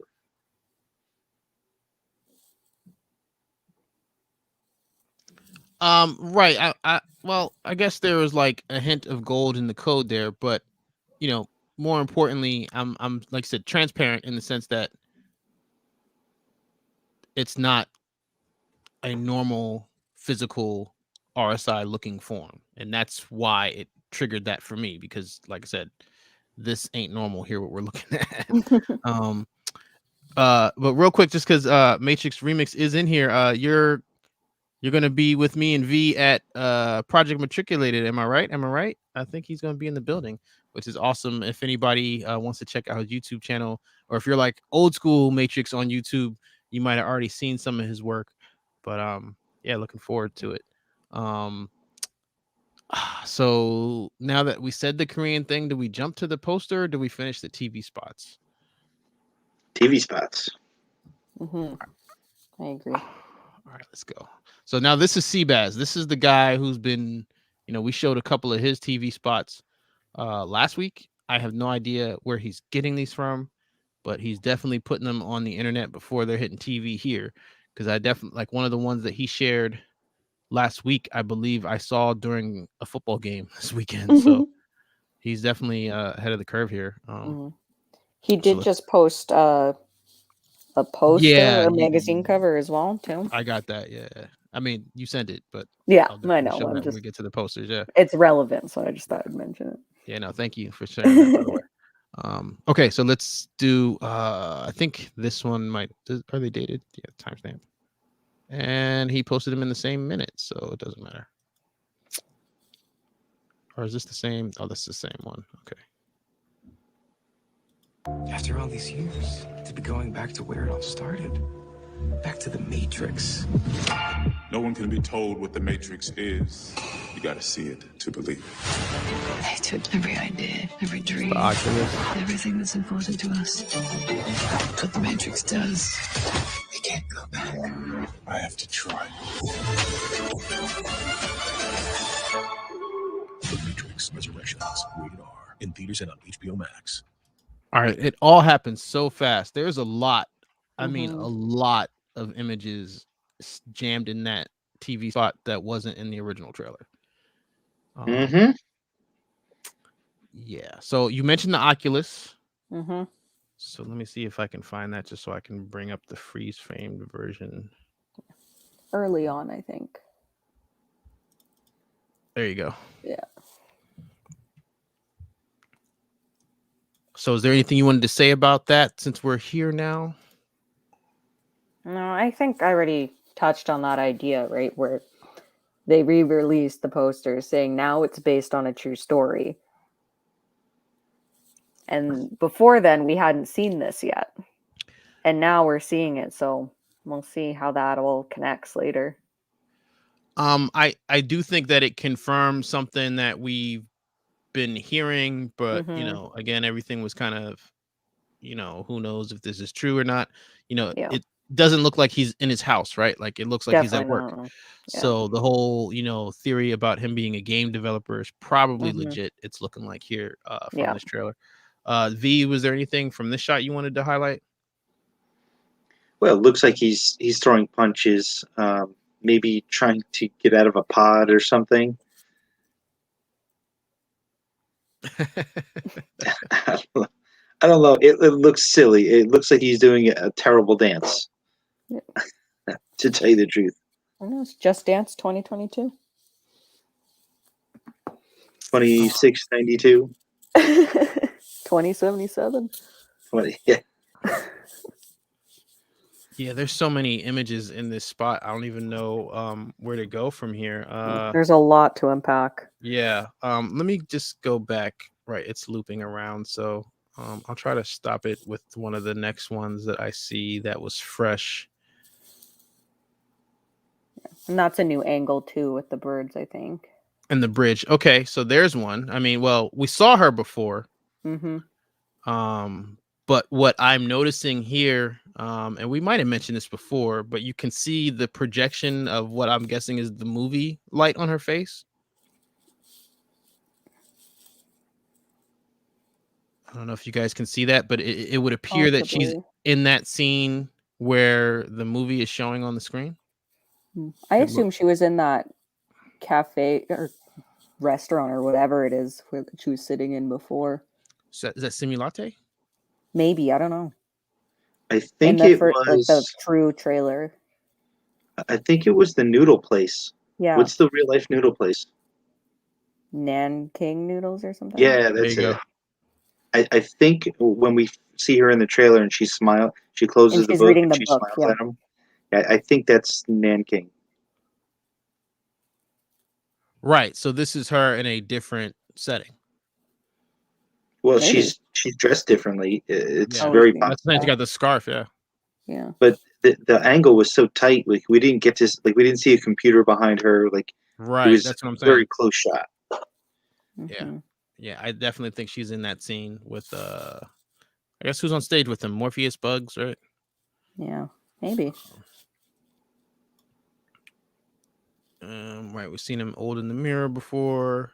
Okay, Talking. so this was one that you sent me, V. So I'll kick it off to you first because I didn't really see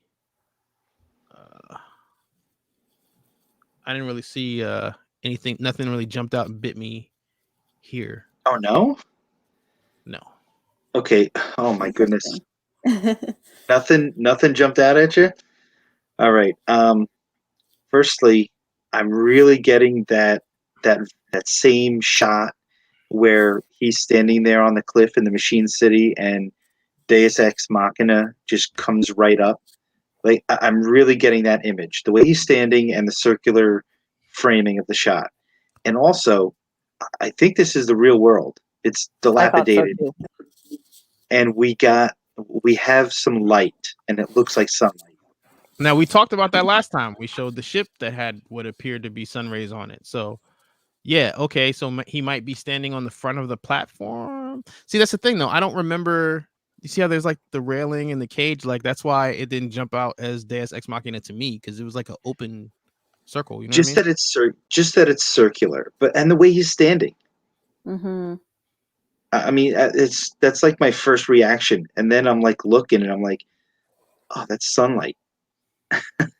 Yeah. And I think on the left side there, it almost looks like rock. So that's where I got real world as well. Although Yeah, what it does remind me of, actually, is that that one part in Path of Neo where you're in the training programs and you have to fight in a circular ring and there's all the guys on the outside behind bars kind of chirping you on as you fight the guys and knock them off the center platform. That's what it actually reminds me of. You love that training program. I do. I think it's fun, but that's the vibe it gives me actually. Hold on. Okay, so now I'm just gonna go. Since we're here, I'm just gonna go to the next one that I have here, and this is another one you sent me, Vesuvius. So I'm guessing these are swarm runners, if I had to guess. I think so. It looks like an angry mob. It looks like an angry mob. Now we don't get the green eyes. At least I haven't zoomed in and really checked. The video is not great quality, so it may not come through. But it looks like the swarm runners. All right, excuse me. I mean zombies in the Matrix. Yeah, zombies. Yeah. Hey, listen, we had zombies at the Halloween event in the Matrix Online. I'm not opposed to it, but I think it's going to be a little bit different. Yeah, I'm not going full Walking Dead here.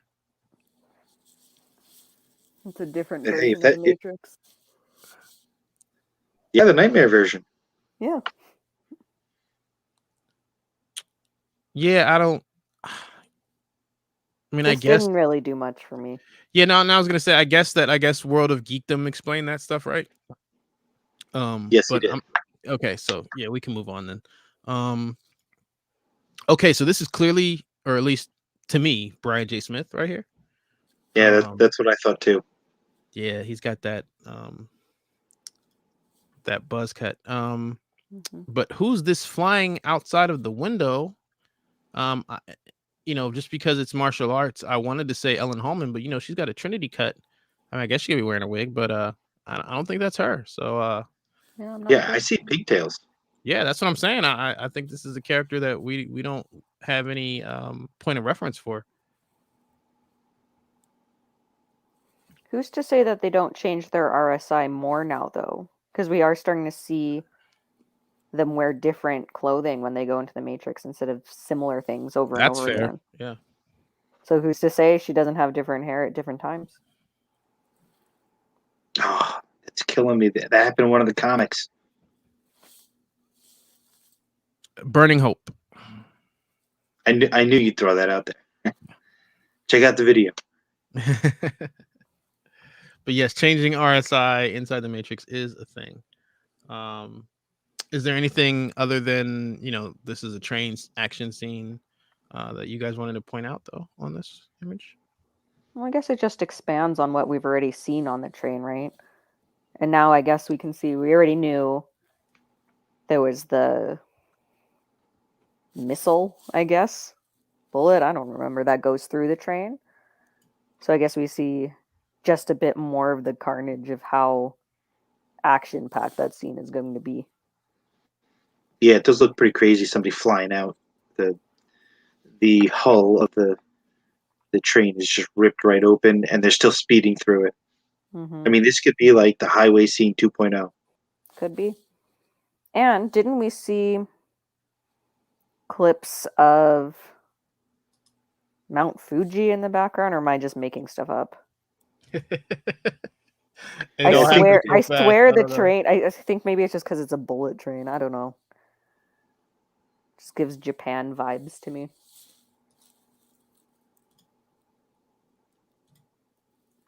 Yeah, I'm just getting the next image ready here. Let's see if I can refresh that. Yeah. Okay. So this one is one that you screenshotted. I mean, we've definitely seen images from the scene before, but V, was there something you wanted to point out specifically here? Well, I'm thinking that it's Neo further towards the back. Yeah, And Sentinel. I got Sentinel, Docbot. yes, Docbot. Yes, I was. Thank you. Yeah, I was going to say that Sentinels in the back. They do have the red eyes. There's theory out there that if they have the green eyes, that they're sympathetic for humans, which is something that was in Revolutions at the very end. Starshore told us about it. So if And that check changes out, in the remaster. It's not like if you saw it in the theatrical version, they had red eye. It had a red eye, but in if you watch it now, it should have green eyes. yeah, but I mean that's just I have so many questions, like why. Well, But big shout out to Starshore for pointing that out. I put a video together about that a while back on my channel. But I think the conversation that we had about Ramachandra is really relevant, though. I mean, because let's say that his hardware is that machine, is the garbage truck, is the flatbed that carries Neo away, right? That's the machine that we see with green eyes.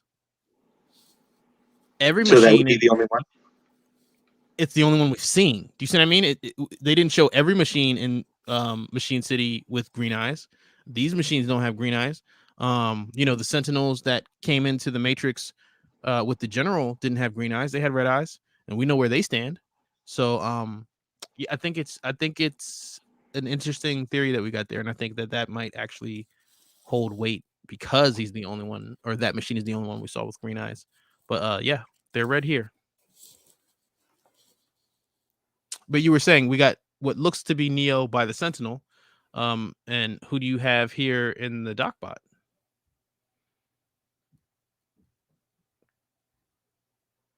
It's Trinity, is it not? I don't know. It's kind of dark. People were saying they could see her head in it, and the more I look at it, I'm like, where? And I got some shoulders. I got some There's a feet. leg. Yeah, there's some legs there. After that, it's real dicey. Yeah, so I don't know.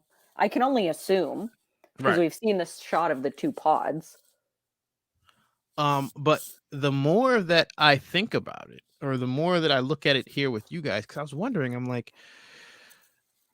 well, if they have them in a construct or even in the Matrix itself, this is kind of weird, right? They're not in pods. But right, this is probably the machines rescuing them from being flushed or exiting the pods.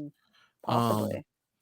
That's definitely the vibe that I'm getting talking about it with you guys here. I don't know that we brought that up before, but when you see them in the water like that, and what appears to be maybe a ship's light on them, Yeah, maybe possibly. they're working with the Nemesine right now. I don't know. I wonder. The other way it could go, though, is this could be a clip shortly after the leapfrogging Neo to the other pod. Maybe he knocked them both out. Or it could be a flashback, right? Possibly. Of what they did with the bodies after Revolutions.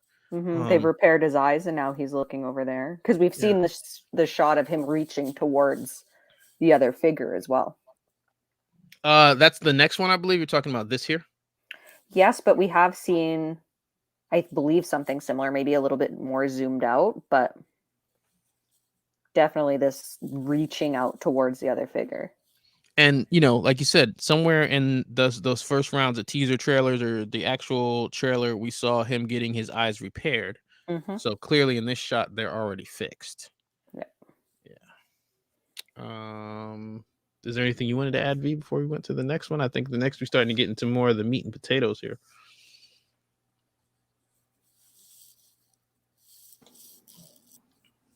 Did we lose you? Not really. No, I'm kind of toggling right now. I'll tell you the truth.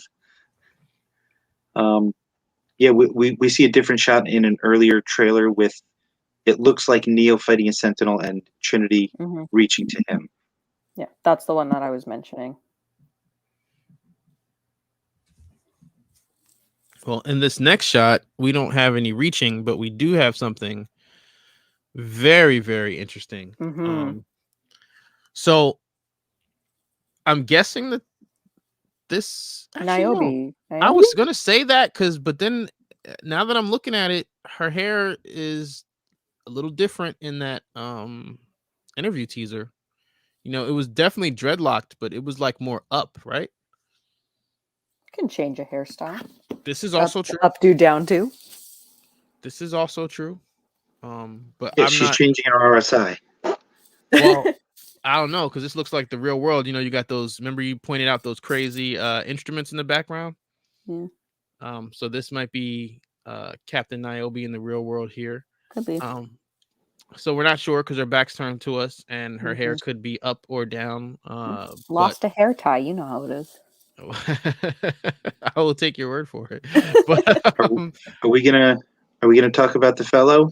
Yeah, well, that's clearly he's the most interesting part, right? If you zoom in and go all the way here, you can see that this guy looks. I hate that he has this watermark on the feet. Because I don't have a picture of the feet here, but I mean, you can see that he's not like. He's different. Full flesh here. I mean, we don't know if he's a projection or what is really happening, but he is definitely different. Could be like the nanobots that we saw before. Very true. Absolutely. He's 3D printed. Maybe. Yeah. So can I kind of riff for a minute? Yeah, I was going to say, well, it definitely looks like something I've seen in the Matrix Online before as well, but you go ahead. Okay, so in the Matrix Online, we had this group of oligarchs that have survived for hundreds of years, and they were able to transfer their consciousness to android bodies. And when they found out about Trinity's biological interface program, they thought, oh, we can transfer our consciousness back into people's and do human things again. So there's this there's this precedence for android bodies out there, and we may be seeing it right here. Like this might be the first look. Yeah. What are the two oligarchs' names that had that body type and not the wireframe? I'm not remembering. Tessarova and Hellion. And they were Yes. like tinted. They were like Yes. blue and pink. Yeah, that's who I think this looks like.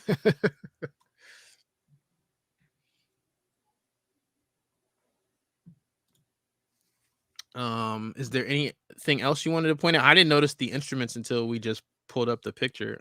Is there anything else in here you guys saw? I haven't really looked at to make a connection with the actors to see who they are. I mean, Niobe, kind of front and center there, and the android are really pulling my attention. So, Yeah, but like I mean, haven't heard again, I haven't heard like it we from said, anyone else either. the RSIs could be different in the real world than or rather in the Matrix, as opposed to how you look in the real world. That could be a thing now. But yeah, I'm not noticing any actors that have top billing, that's showing their face here. So let's go to the next picture. I believe it's got Keanu Reeves. Okay, right. So we were talking about this. Now you said V, you think that's more of a surgical mask. Whatever it is, she's masked up. It's definitely giving me some sci-fi vibes. What are your guys' thoughts on it? As someone who hasn't played, I don't really have anything to add on that. So I'll leave that one to you guys.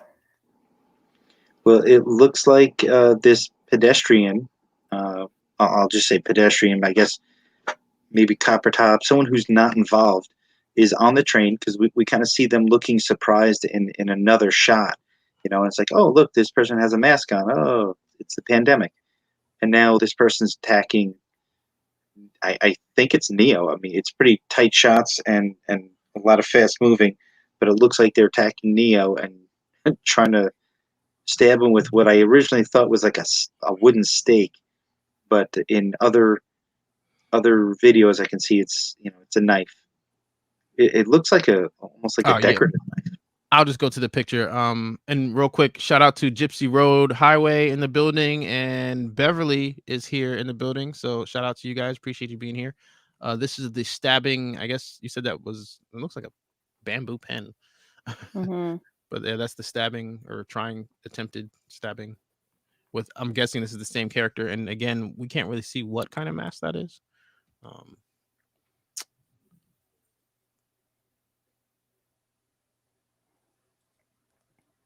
But yeah, I'm wondering, okay, just play along with me. If this is a nod to the Cyphites, they push their blue pill propaganda, and we see Neo with all the blue pills in the bathroom and everything like that. I'm wondering if it's going that route, if perhaps they want to keep Neo from being freed, because that might threaten their their blue pill safeness, or the stabilization of the system as it is. Astro Ice brings up a good point in the chat as well, because if this is a Japanese bullet train, masks are common as well. Yeah, I just and where comment. I saw that other comment, Tracy Staples confirmed that I was right. It was Mount Fuji in the back.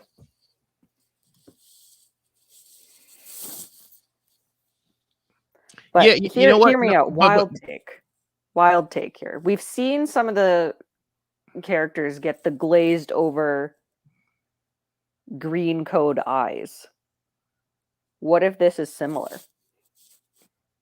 Like Swarm Runners? Yeah, shot in the dark. Maybe that's something else too, because the mask has that green code quality to it. That's fair, and we can't see her eyes in this screenshot. I wouldn't rule it out. Again, we're trying not to go too spoiler heavy, but I'll put it this way: your theory does have some legs. Now, but I wanted to get back to Tracy's comment here because Tracy brought up something that I did notice. I'm going to jump back pictures here. She says that that's definitely Niobe, and those people look digital, like they all look digital. And to a certain degree, I kind of thought that before. I'm like, they kind of all look animated. It's almost like this one is It's like a we're video catching game this, almost. but we're catching this one materialize, or like maybe they're projections or holograms or CGI looking characters. So It's like it's a screenshot from a game or something. yeah, but it would be crazy if like you said, if the nanobot thing, if if they have the ability to make real world simulacras. There you go. Wow. So If the theory is that Neo is a game designer, what if this is part of the game?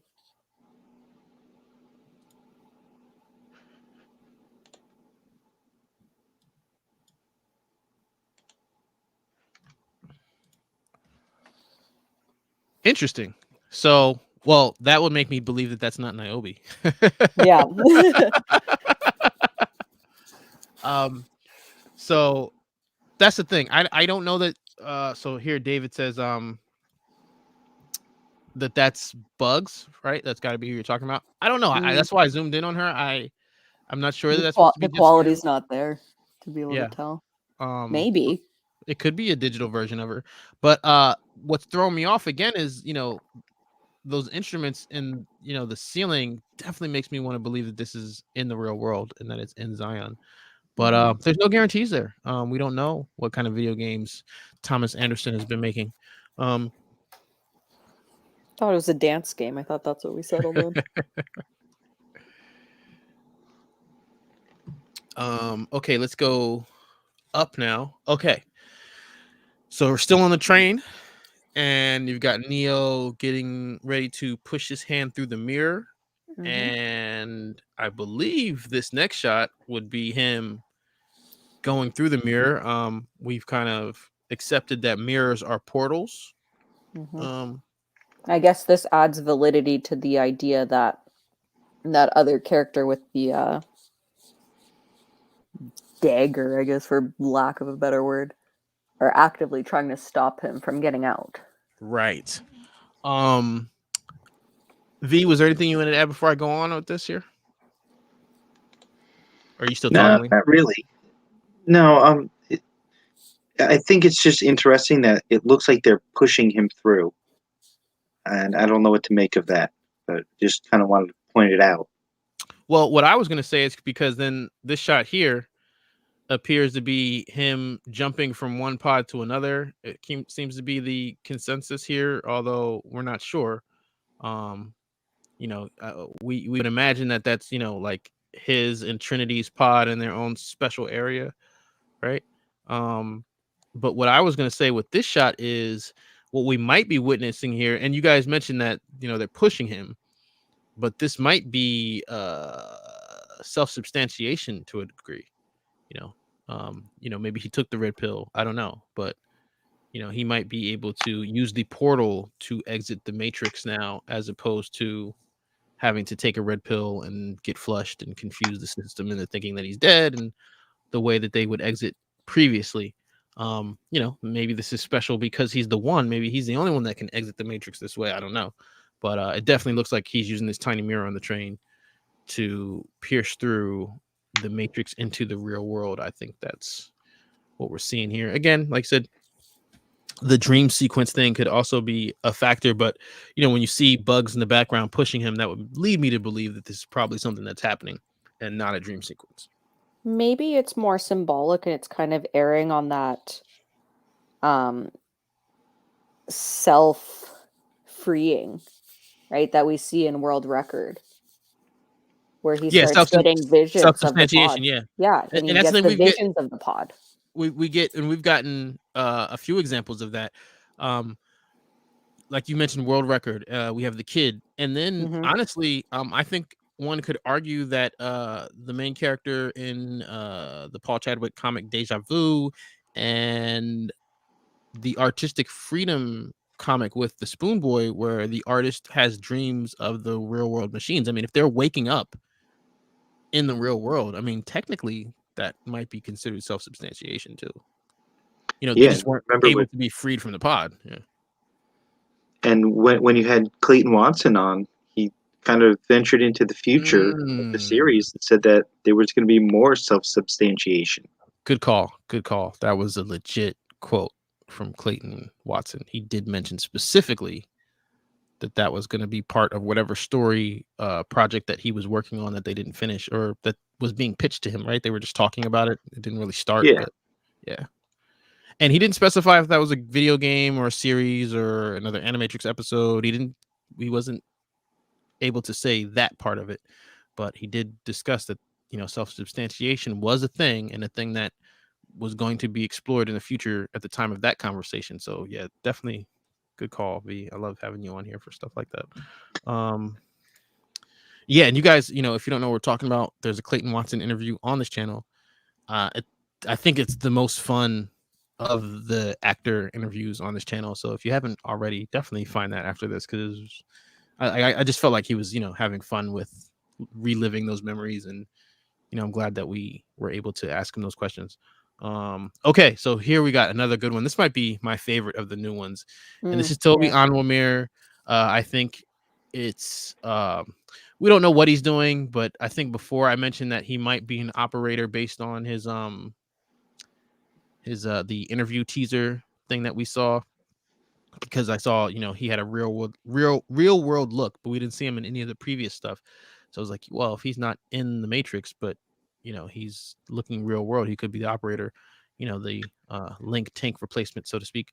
But you can see here he's fist bumping a tiny little machine. It reminds me of the Transformers films in a way, this machine. But yeah, thoughts, guys, when you saw this? That was interesting because now you're seeing humans working alongside the machines. And we don't know specifically in what capacity, right? Mm-hmm. But yeah, no, I definitely think that this definitely I feel like it's at some level showing us that, you know, the truce era is a thing in this, that it's not ignored. V, did you have any thoughts about this? Because you definitely sent me this picture. Yeah, I got thoughts on this one for sure.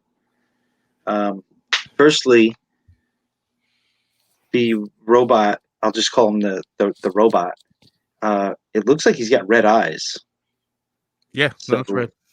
So, you know, I was kind of hoping for that those green eyes to be a little more prevalent, because we've only seen them twice, and that's and one of them has almost been retconned in the new release, but the other one was the Matriculated Animatrix short.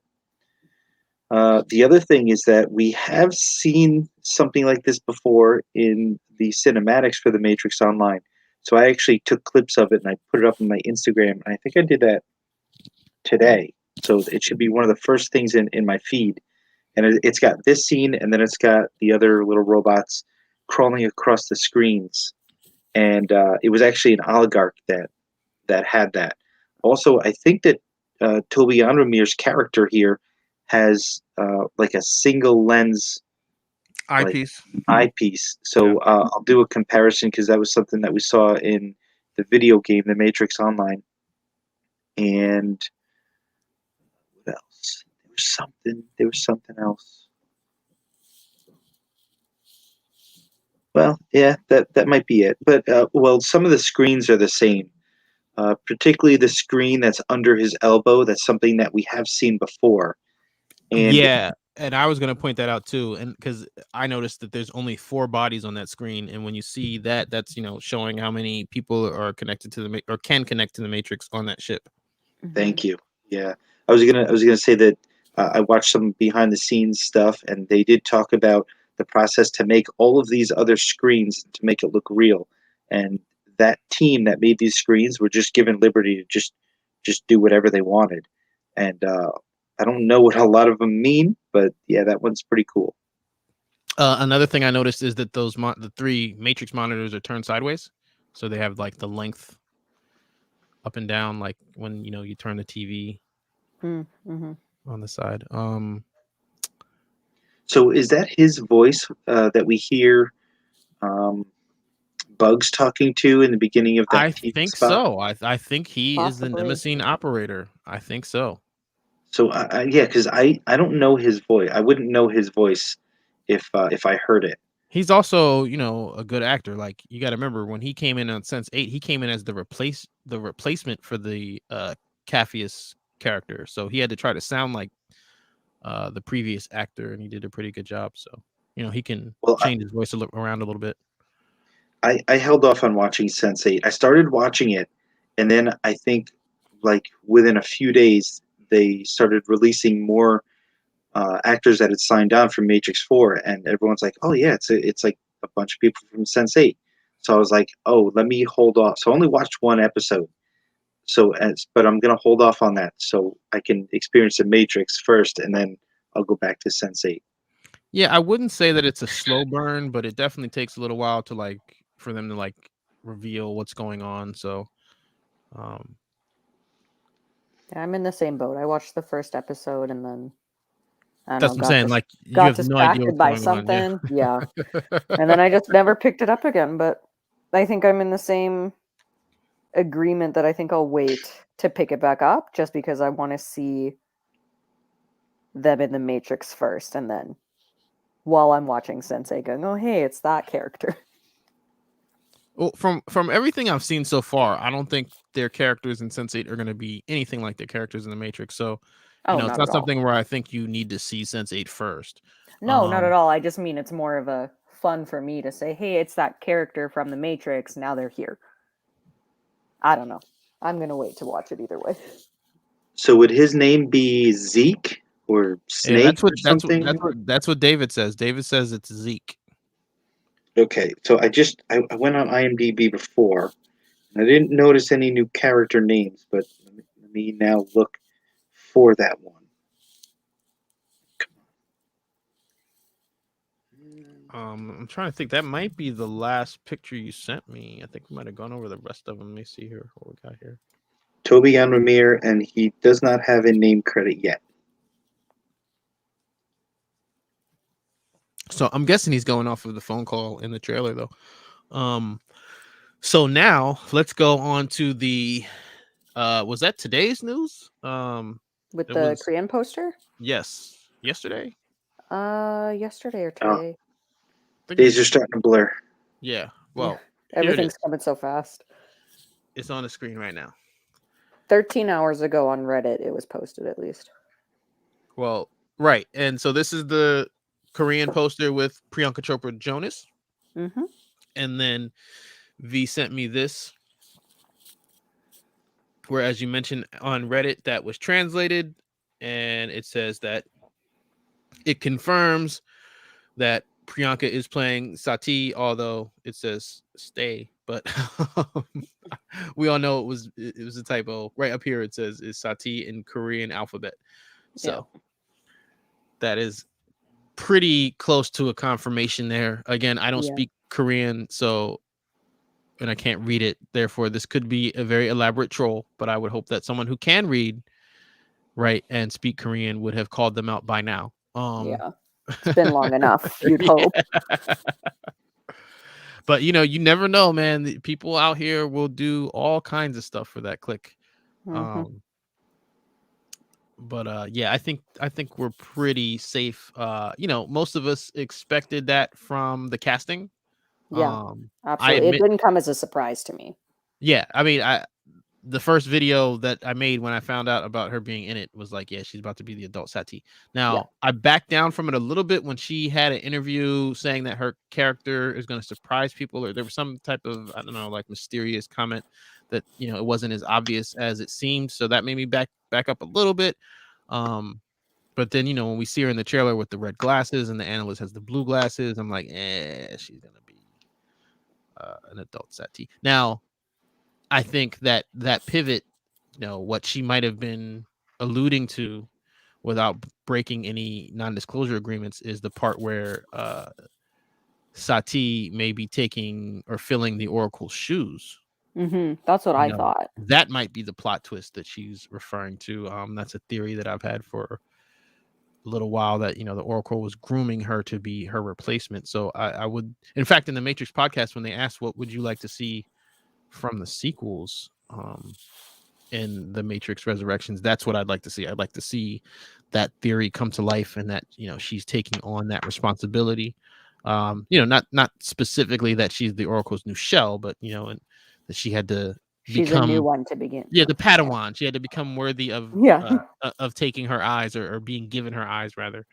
Yeah, that's what I always thought, at least. I think that makes the most sense. Oh, so David cleared up his Zeke intel. He says, right, you can hear Zeke in the call, but he says in Spanish subtitles they spelled it like that. Oh, nice. Thank you for that. That's Yeah. nice. That's awesome confirmation. I'll go back to see if there's a Zeke that's credited to an actor rather than looking for an actor in the name. Mm-hmm.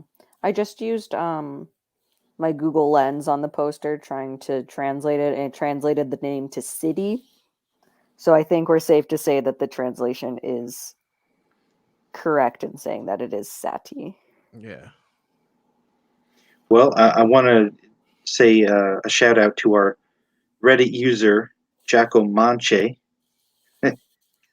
I probably butchered that pronunciation, but thank you for posting that, because that was really cool. I can't believe they released a poster with the name spelled out. They didn't do it on the English posters, the English language posters. So if this is a mistake, then very good pickup. And if this was the way it was supposed to release, I'm a little surprised. I figured she would post it on her social media, like Erendira Ibarra posted Right. hers. That's what I was gonna say. She clearly was allowed to do that. That what I mean? Like, her stating that her character's name was Lexi, I don't think was any type of accident or mistake on her behalf. So Yeah, state sponsored. yeah, or else it would have gotten deleted. You know what I mean? Like the like that Resurrections jacket we saw. What jacket? No, we didn't name it Resurrections Until we did. until we did. Not like the fanfic writers in 2004 wrote that exact name. I know, that was awesome. No, how cool is that though? I mean, I guess in a way it could be like, meta trolling, but I thought it was kind of cool that they got that prediction off over a decade in advance. All right, so here's the next. This is the poster you sent me during this live. So you can go ahead and explain, Red Queen, where this poster came from. Big yikes is what I think when I look at it. It's from the same guy who's been posting the trailers and TV spots. The Seabass drop. Yep, I saw that. And my first thought, the second I saw this, is that it looks like the rotoscope that they did in A Scanner Darkly. You didn't like that? It's so edited and airbrushed. I like the composition. I like the idea. I like them front and center. It gives me Reloaded vibes. But just the direction that they took with the editing is just so excessive. When you mention the airbrush, like, because this reminds me of that other poster. That's the thing. I didn't think airbrush. I thought like CGI. Like, to me, these guys look like Burly Brawl. Yeah. Path of Neo, and we've got that image of them in Berlin, and it's Neo and Trinity, Carrie Ann, and Keanu Reeves in that CGI gear. And that was well after they quote unquote wrapped shooting. So we don't know what that CGI gear was for. True. So I'm just, when I see it, it just reminds me of that. V, did you have any thoughts on this new image that we got here? Well, this is the first time I'm seeing it. Okay. Yeah, no, I like the raw reactions. Yeah, but it's hard for me to see. I right. mean, Yeah. I'm zoomed in, but it's kind of blurry. When it comes to the tone of these pictures, I mean, the Matrix is an artificial world. True. The ones we're seeing, the other poster where everyone's like, oh, it looks very like washed. It looks CGI. it's kind of in it's in its own thing. Like it's supposed to look that way. Like the Matrix always had an artificial look to it. That's what the green tint was about. So I don't know. I just don't get the hate with these posters. We were getting some grit with the real world stuff, and then we're getting some very polished stuff, some very polished images with the inside the Matrix images. So I don't know. It just kind of seems like it's par for the course. Like, don't get me wrong, I do like it.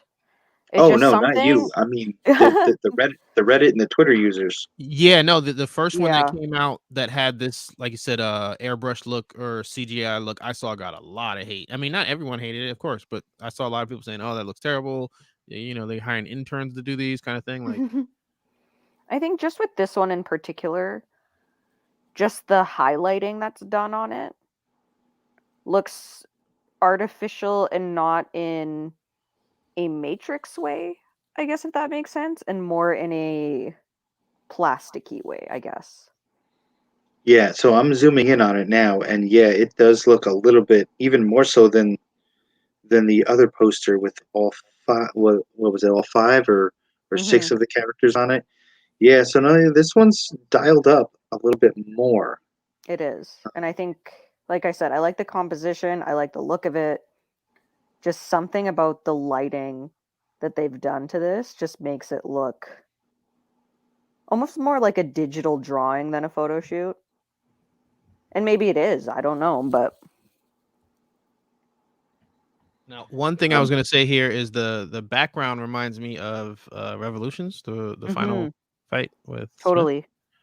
And then the other thing is, I noticed, you know, they've got the green reflection in the glasses. I don't know what exactly is reflecting the green light, but you know, in other images we have the green code in the glasses that what's his name that designed it? He liked Oh, I keep our forgetting his responses. name. Tom something, right? Yeah.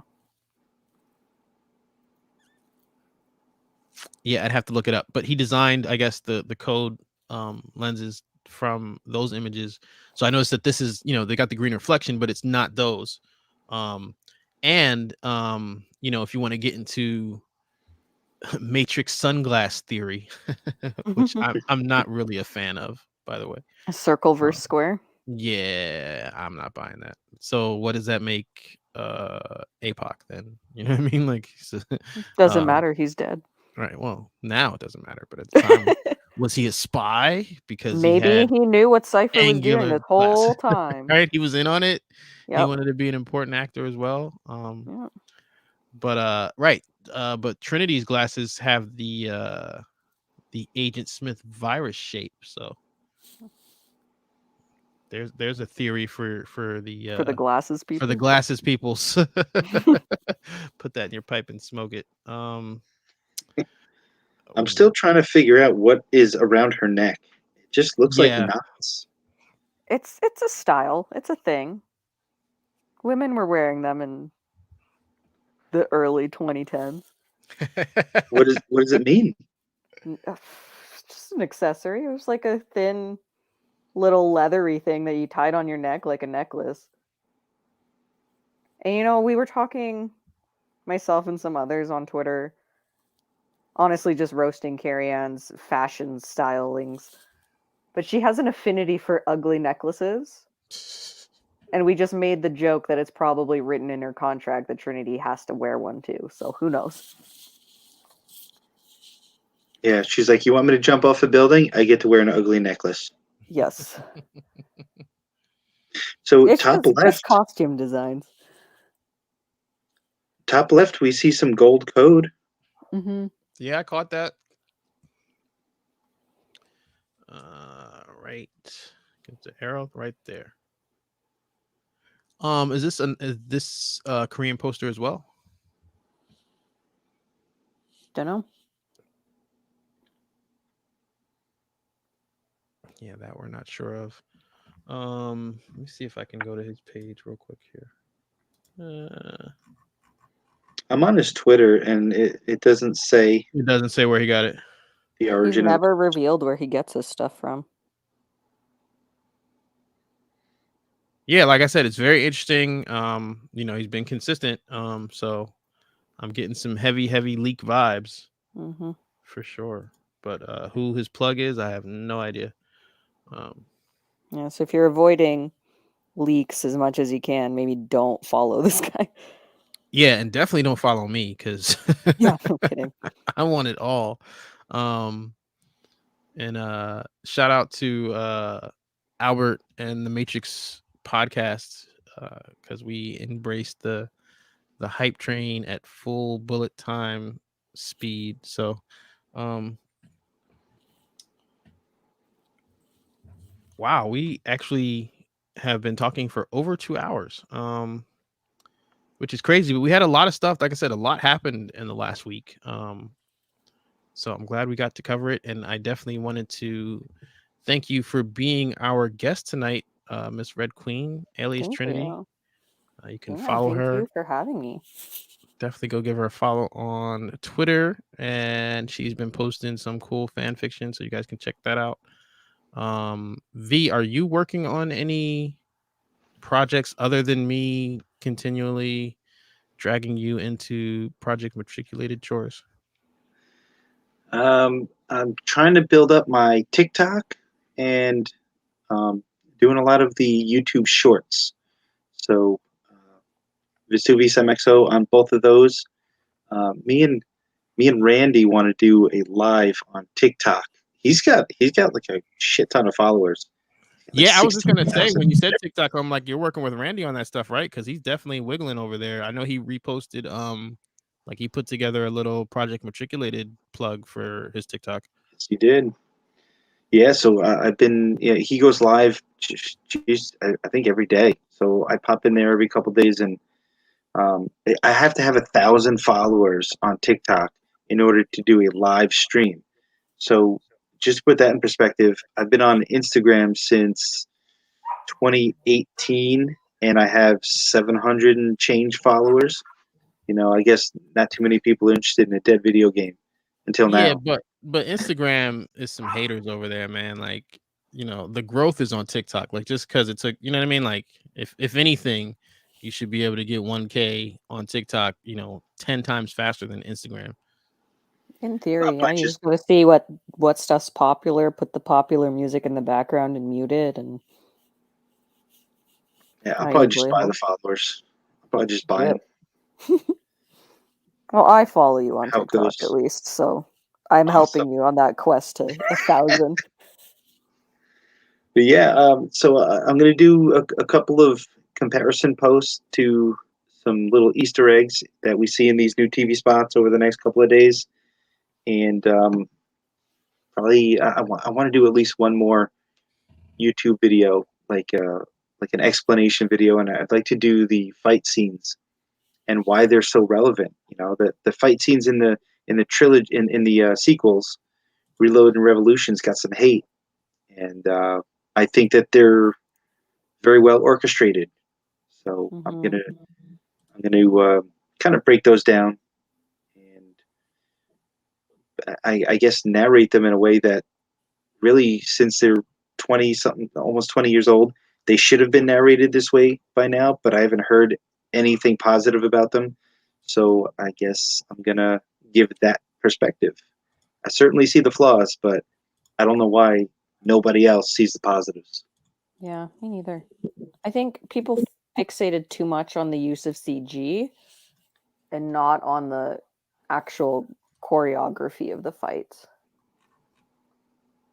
I mean, I get it now, but like in 2003, I did not feel like the CG was that bad. Like it didn't take me out of the No, not at experience all. at all. At all. And then that's in the theater. So then when I come back and I think I saw something about it on the Matrix Online forums, I'm like, well, if there's ever a situation to justify it, it'd be in the Matrix. Like, they got to up the RAM in the Matrix. Neo and Smith were in there using up all the resources, and the graphics compensated. Be like that sometimes. Now, what I was looking for here, since we were talking about Instagram and, it's obvious how I feel about Mr. Zuck Yu in the metaverse and how they run things over there. But I still have an Instagram page. It's more of I guess like a compromise because I don't use Facebook. So that way, if you want to reach me on Instagram, you can, send me a DM on Instagram because I know a lot of people don't use Twitter. And like I said, I don't use Facebook. So if you don't have Instagram or Twitter, then you're left with YouTube. But I tell people all the time the YouTube comment section is trash. Like there is I'd say a 70% chance that I'm not going to see your comment there. So I definitely encourage people to follow us on Instagram and Twitter at NeoMatrixology, at Vesuvius MXO, and at Red Queen Trinity. That's the handle over there on Twitter. Yep. So one thing I did want to share with you guys before we go is just that I am going to be sharing some, nothing crazy, but a couple, maybe a handful. We'll see how I feel in a day or two, probably two.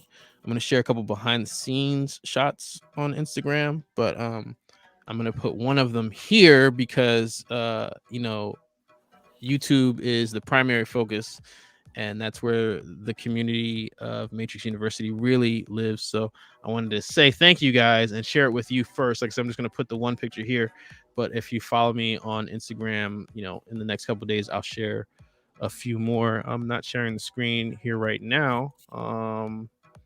Let's take a look. Okay.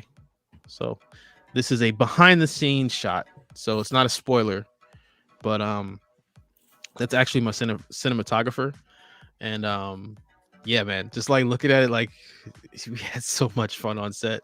I'm really lucky that they kind of brought me into their creative group to do this thing.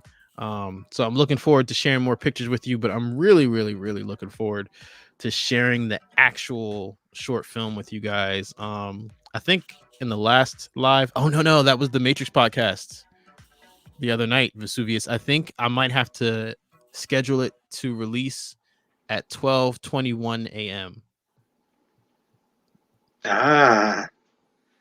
Right? That seems like in the spirit of things here. Get the same palindrome going that is the date of the Matrix Resurrections movie.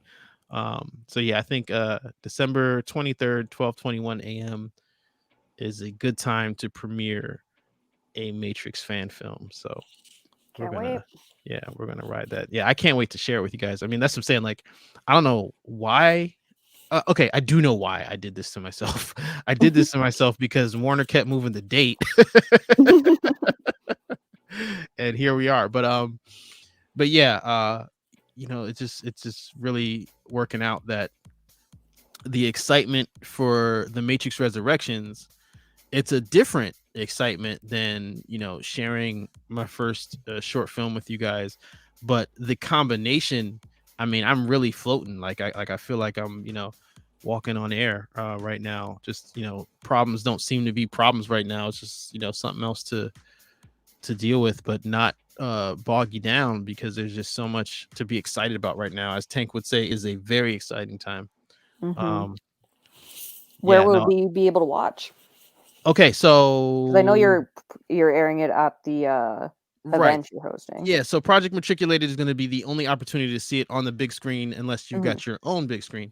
But yeah, online, that's the thing. That's what I was just saying. I think we're going to go live December 23rd at 12:21 on the YouTube channel. It's just going to be on the on the NeoMatrixology channel, because I know most of you guys won't be able to make it to Project Matriculated.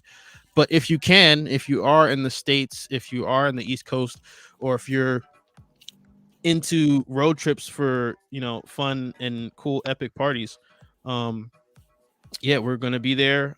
Matrix Remix here, he's gonna be there. Vesuvius is gonna be there. We're gonna have some Matrix content creator face reveals. Yeah, I gotta get my outfit together. I was talking to you about that on the Matrix 4 podcast. I mean, I know what I'm doing. I definitely know what I'm doing. It's gonna be very meta of me. I'll put it that way. But yeah, man, as always, thank you guys. I appreciate you guys. I appreciate you guys taking the yellow pill. If you haven't already, please like the stream. It does help us reach Matrix fans, hardcore Matrix fans, in the deep corners of the YouTube algorithm that we haven't touched yet. But yeah, I think that's going to be a wrap for this session. And also, like I said, we are all three of us are on Twitter like every day. So you can definitely go and follow us there and hang out and don't miss any news updates, because most of the news updates are on Twitter and we just retweet it. But yeah, with that said, class is dismissed.